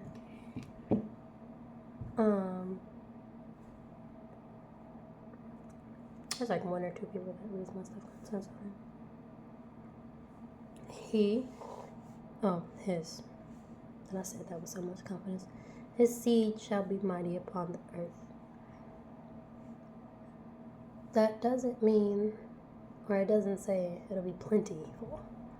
It just says the people that are of God, because that's what I take his seed, people that are of God. Your seed is like when it comes from a fruit or plant or whatever the case, the seed can come from. And seeds grow things, right? When you tend to them and you water them and like take care of them properly, they grow into things, and then they plant more fruit, and then those fruit have seeds to where you can do that process all over again.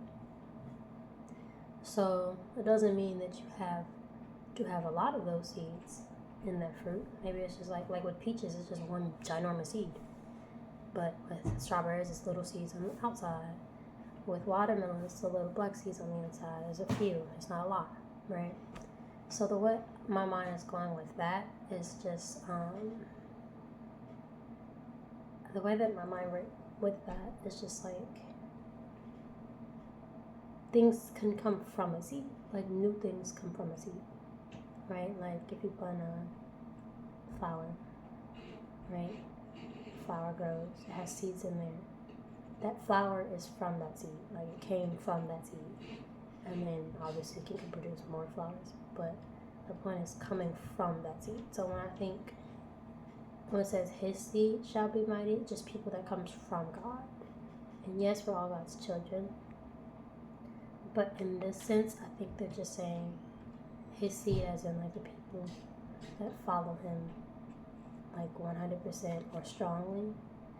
And like it may not take that many people, because back in the day, what Jesus said, 12 disciples. So 12 people versus the millions of people they were talking to. 12 out of millions and billions of people is not a lot of people, but they were considered mighty because their message was strong. So what I feel like this is saying is that, you know, the presence of God's anointed people is strong and well known and will be. So this person may be small or not your everyday like average what you think a Christian would look like, but they gonna have some influence. They gonna have a strong impact is what I feel like that says, or what I got out of it. Upon the earth. So here, the generation of the upright shall be blessed. And I think if something's placed upright, it's placed in the position that they're supposed to be. The correct form. So the generation of the correct form, or people that are placed where they're supposed to be, shall be blessed. So when you're doing what you're supposed to be doing and how you're supposed to be doing, maybe, you know, you have the blessings. So basically, like when you're right with God and you're doing what you're supposed to be doing, you tend to have a better life because he's blessing you, he's teaching you lessons, and even when things go wrong, he's still around, right?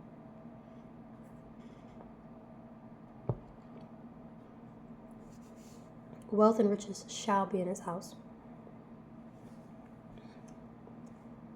and his righteousness endureth forever.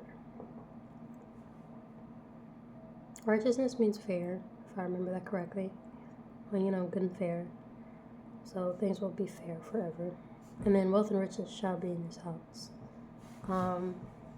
That doesn't mean money all the time. I think it can be, but wealth and riches.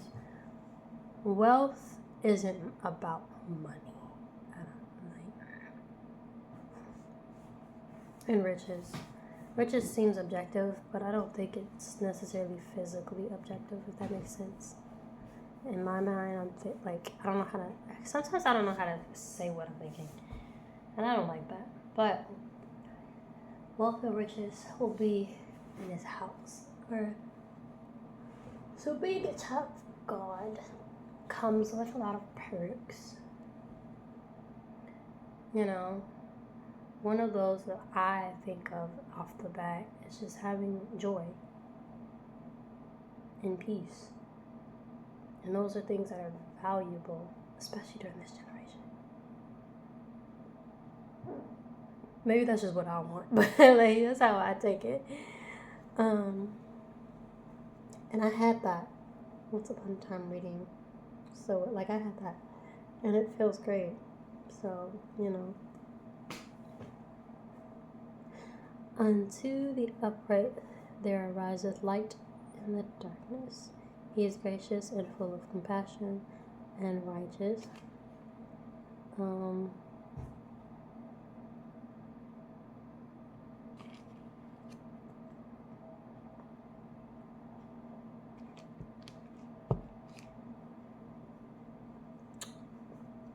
After reading it 4 times in my head, because the first time I was like, what?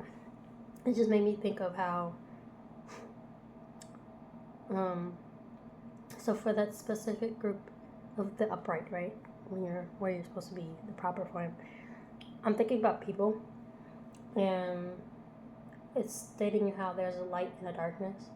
To me, that's always just like having a way when it doesn't seem like there's a way, or if you can't see a way. Because in darkness, what happens is darkness is just blackness. Darkness is darkness. You can't see anything in darkness. And light, you can see things when things are lit or light around. Unless it's like the sun just in your face. But for the most part, But you can see light in darkness, always. You can't see darkness in light. But you can always see light in darkness. I don't know why I said that. But, it reminds me of 2 things. One, when I died when I was a little girl from my seizures.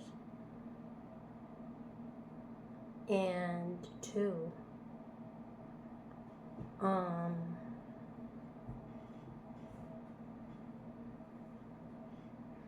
don't know, just it was more of a general, not related to me kind of thought. But just whenever people are struggling with situations that just seems like you won't make it out of a situation, or you just really don't know how you're going to get out of a situation, and then out of nowhere, boom, miracle. That's people that don't believe in miracles, I don't know what to tell you, but it's just out of nowhere. It's not always when you want it to happen. Keep that in mind. But it does happen very strongly and very direct, for lack of a better word. I've seen a video of people saying, when things are from God, because when things are from God, they're very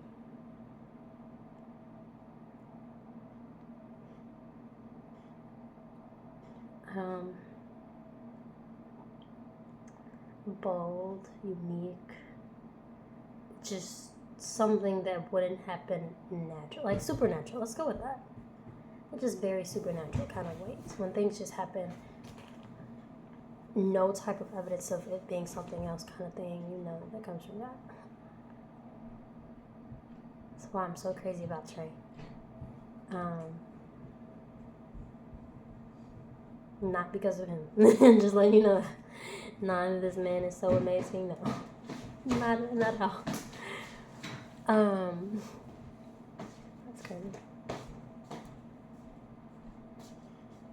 A good man showeth favor and lendeth.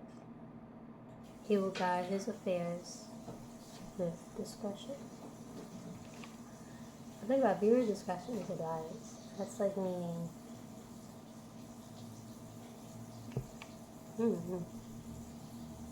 Keeping your mind of something. So, guiding your situations with mindfulness.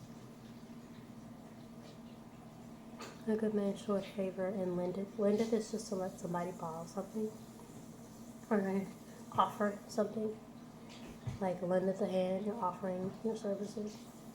Lendeth something, like just giving, offering something to people. And showing favor. When you show favor to something or somebody, it probably because he likes these people. It's probably because he just wants to be kind. You feel like maybe they deserve it. Or just to give someone favor instead of doing them a favor. I think it's different.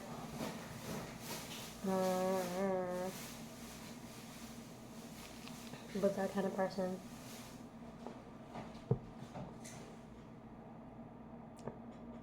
I think it's basically giving you a character trait. It's telling you, like it's saying it in a word that's just like, hey, a good person does this, but like I think it's more like it sounds passive, but I don't think it's passive at all. I think it's telling you, hey, this is what a good person does. You show favor, you do this, and you do this. This is things that you should be doing. So showing favor to people, offering your service, and then being mindful with what you're doing. Is what that feels like. Surely he shall not be moved forever. The righteous shall be in everlasting remembrance. So you're not going to be forgotten, and you're not going to, your circumstance won't change if you're doing these things.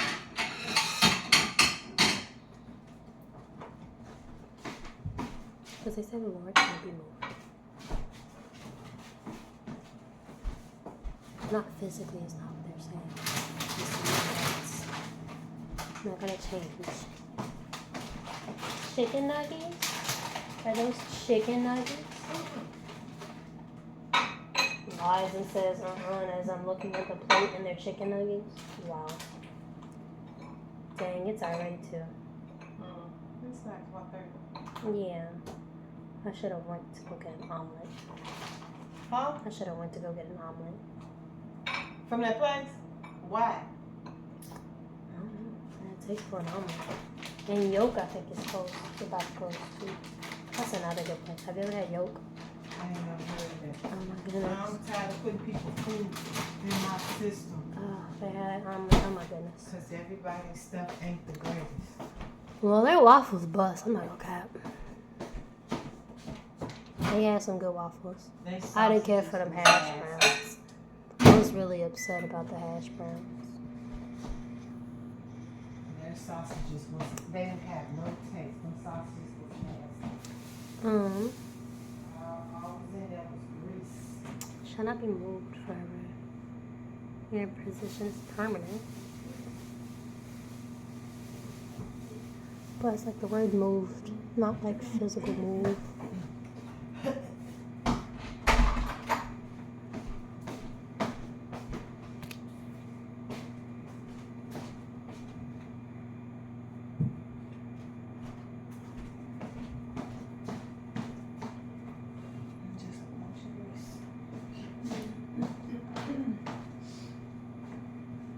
Like not to be like tempted out of your position maybe. You can be tested, but just not reacting to it. So like earlier when I said I got bullied and people were like trying to get me to react, and I wasn't reacting. Like I wasn't phased. Or like Job getting tested left and right, and it's still not for me.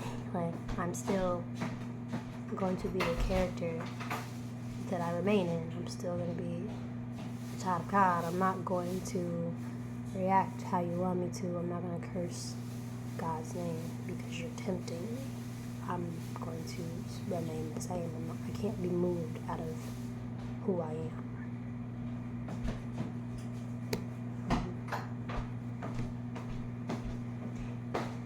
He shall not be afraid of evil tidings. His heart is fixed, trusting in the Lord. Something that I need to work on. I'm not gonna claim that. There's been times where I've been so fearful about things. You can't do that. As a child of God, fear doesn't come from God. For God has not given me the spirit of fear, but of love and of power and of a sound mind, right? Of a sound mind. Meaning, if you're scared about something, that's something else, right? What are you scared for? God watches his people, always. God would never let anything happen to you. Ever. So the fact that you're worried about something. Me, I'm always worried about getting attacked by a damn dog at the middle of the night walking home. Because there's always stray dogs around here. I'm like, I don't got time to be, being chased by no dog. I have the time that keeps me inside. I could be outside right now. Like when I want to walk at night downtown, I don't, simply for the fact that I'm thinking I don't want to get home and then to be a dog on my porch. Because I've run into dogs a bunch of times and I'd be like, oh my goodness, I don't want him to notice me. I don't want him to follow me. And each time I've never gotten attacked by the dog. But for some reason, that fear is just like instilled in me, right? I used to be scared to be home alone. Sometimes I still get that way, I'm not gonna lie, but it was bad, like really bad as a kid. I was scared to be home alone. The feeling of something just watching you all the time, it just feels eerie. Like I could just feel someone watching me 24/7. But you can't see nothing. There's nothing physically there, but you just feel like you're being watched. Just staring at every move you make it. And it just felt so uncomfortable. Until that year, I read that Bible that night. That's when I stopped feeling eerie. Like I still feel watched, but it's just like the mental thought of nobody, they can't touch you. Like it's just the only thing they can do is stare. They can't touch you. And that's when it, like, the feeling of being eerie and freaked out, that's when it stopped. I started going back downstairs, watching TV when I wanted to watch TV. I was missing shows. Fear will definitely take you out of the game. Fear will take you out of the game. It'll cause you to not make moves that you should be making or could be making that could enhance your life simply for the fact that you're scared to do it. And it's not just simple fears of me being scared to be in house alone. More like, I could have been a great cheerleader. I could have been a great flyer, but I was scared to get in the air. Probably could have been the best damn at Brooks. Was scared to get in the air. Missed out on my opportunity. Probably could have learned to tumble too. Probably could have learned to ride a bike. I wouldn't say swimming is that. I just didn't. Maybe. I don't think it was just fear for swimming. But I ain't have time for that. Going back to crowding. Not doing certain things because you're worried about how it makes you look. Stepping into a position, work related, whatever the case may be. That'll really burden you. So, if there's one thing you need to shake off, it's definitely fear. Everybody. Me, for sure. But it'll definitely hinder you. It'll stop you from stepping into your blessings that you have, that God probably has for you. And the devil wants you to do that. And for so long, I've been doing that. I gotta stop today. You know?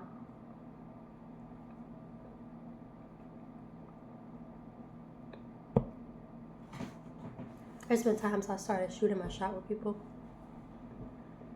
to try to like force me into the habit. Like I'd be scared to talk to people and I'd try to like force myself to do it anyway. Just to try to get into the habit of forcing myself to go against the fear that I have. Whatever it is, just try to force yourself out of it. It's not easy.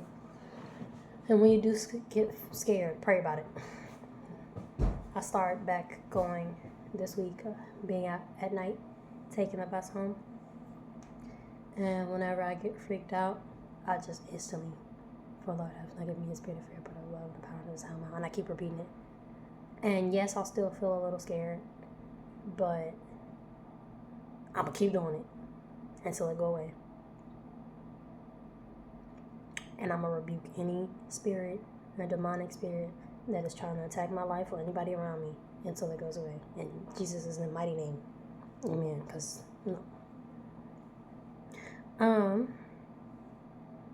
because He's not going to be afraid, knowing that I have the biggest, baddest baller on my team who going to show up every time. I don't need to be scared. You know? His heart is established. He shall not be afraid until he see his desire upon his enemy. I don't really know that one.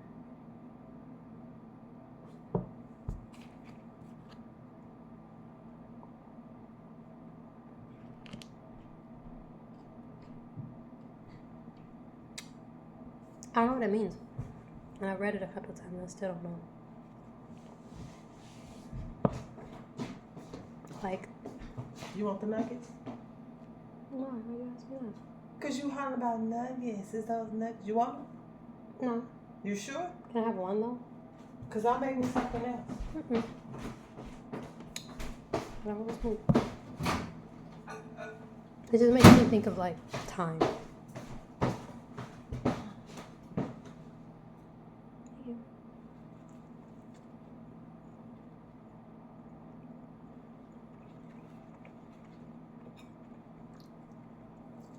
Yeah. Thank you.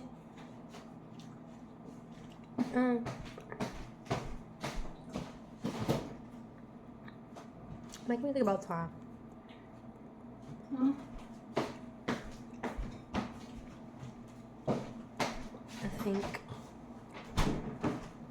I think that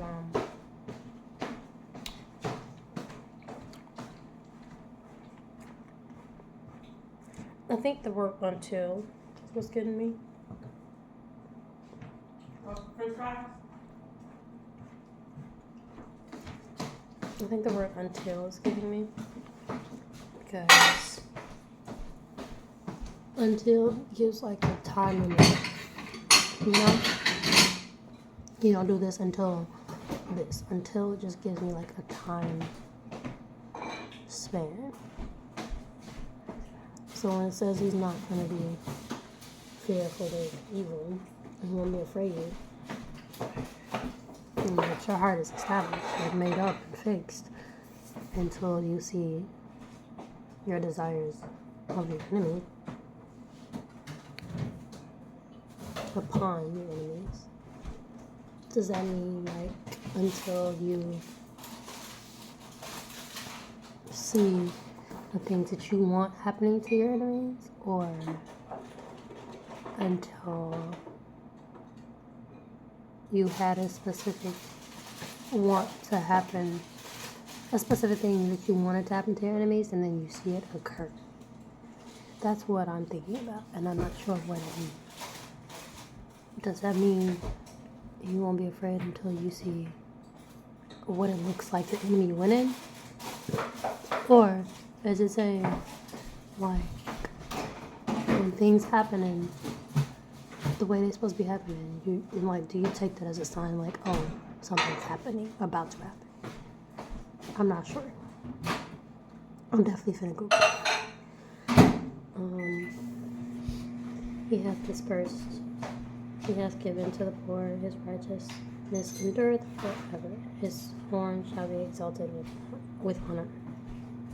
So if you're basically doing what you're supposed to do, it's going to show loudly. The wicked shall see it and be grieved. He shall gnash with his teeth and melt away.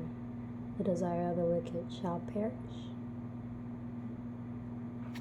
Basically, your enemy, or the wicked people, never like that you're doing good, that you're being a good person, and then on top of that, exalted is being placed on a pedestal, like uplifting something. So when you're doing what you're supposed to do, and if God puts you on a pedestal, the devil's gonna be pissed. The evil will be pissed. Because that means, one, you have favor, but two, everything that your enemy had planned against you is not on. Oh, thank you, Mama. That must suck. Hot sauce? Yes.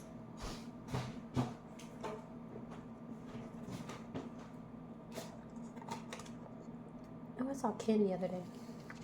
Told me to tell you how. Oh. He was like, I miss my baby. Tell her. I said, I still love her. He's like, damn, I miss y'all though. I don't see nobody. He said he was supposed to be there in the morning. Yeah. He was. It was when I had a morning shift. Okay, but see, I was up really early. And he was just like, yeah, I'll be up. He was like, I get here at like 5. Or he started at 5. I was like, damn. He's like, so I'll never see your mom, huh? I was like, you might still see me. He's like, well, tell her, hey. Why don't you get this back to me? Why don't you just use all of that? Because there's 3 more over there. He was like, I'll never see her. Nope, because at 5 o'clock, You might see me, though. I will be at home in bed, sir.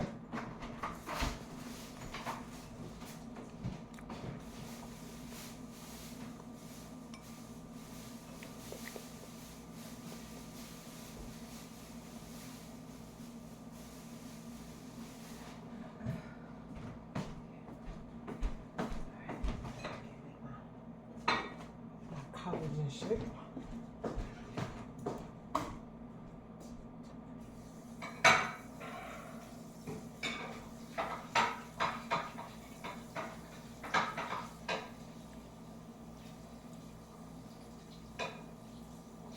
I think it's weird. I start praying with my eyes open now. But I've seen a video of a girl doing it. She's like how people think people pray, and then they have like the typical like, and then how I actually pray and have conversations with God. She's like how people think I talk to God, and then it's like this like, really weird like superficial thing. And she's like, this is how I actually talk to God, and she just like literally like.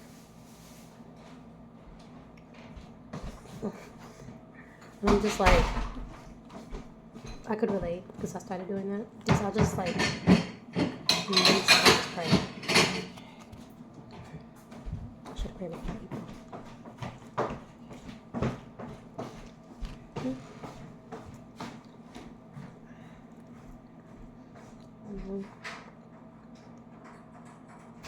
Anyways, yeah.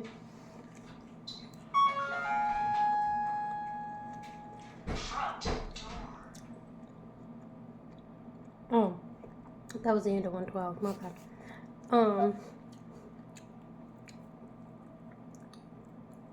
Yeah, it's been 2 hours. Oh my goodness. I feel like for the people outside of me, I would watch this, might be upset because maybe they feel like I rambled for too long. But for me, I'm glad I did it anyway. There's part of me thinking not to post it, but there's part of me that's gonna post it anyway. I don't know why. Because this is me being my authentic self and learning. And there are probably people out in the world like me who just might come across this randomly and be like, hey, And she's just like me, trying to get her life together. Yeah. And what people don't talk about is like the expectation of being like a good Christ woman of Christ, man of Christ. And like how perfect you're supposed to look and be. And like all the people I like to follow on social media and YouTube, and people that just seem so connected with God. And they just seem like their life is so perfect. And like they don't have no problems. I'm not there. Probably, who's to say if I ever will be there? I need to see people that are like normal, day-to-day people that are like me, that are struggling like me, and going through the same things like me, and still trying and getting there, to know that it's possible.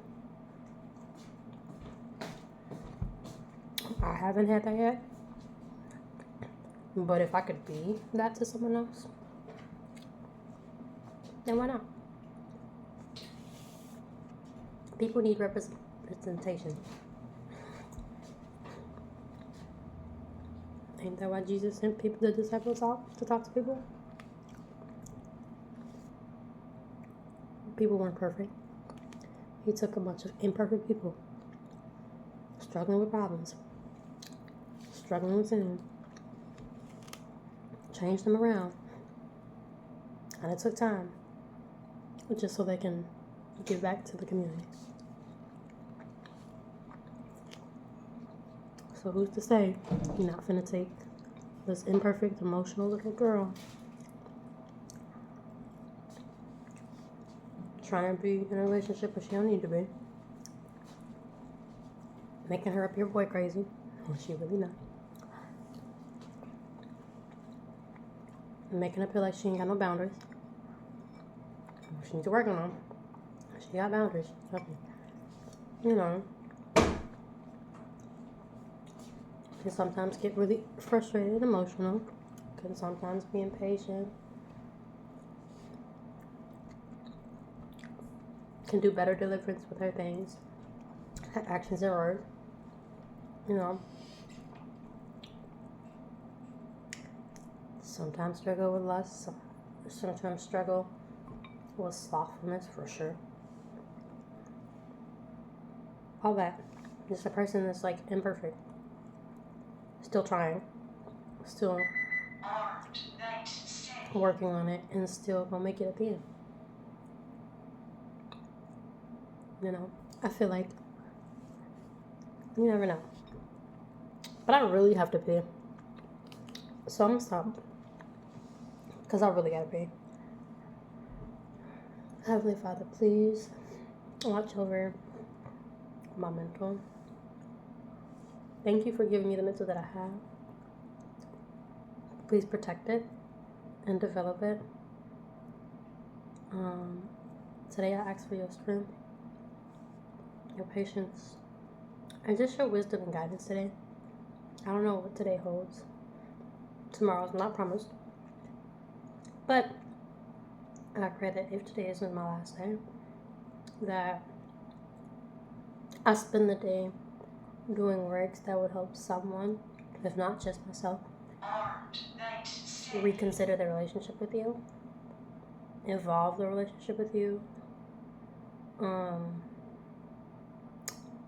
desire a relationship with you, desire to connect with you, strengthen their connection with you,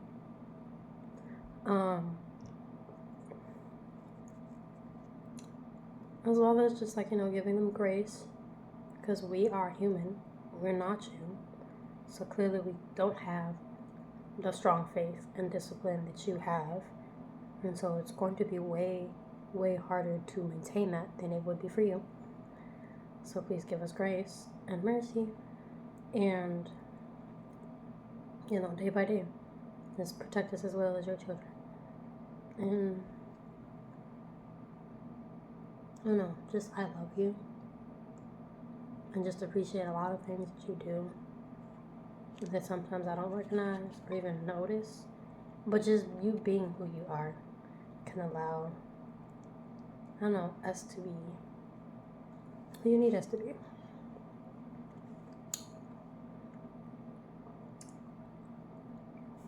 I pray for protection over all the people that I care about, both living and dead. And I don't know what today holds, but I hope it's something big or meaningful or outbreaking.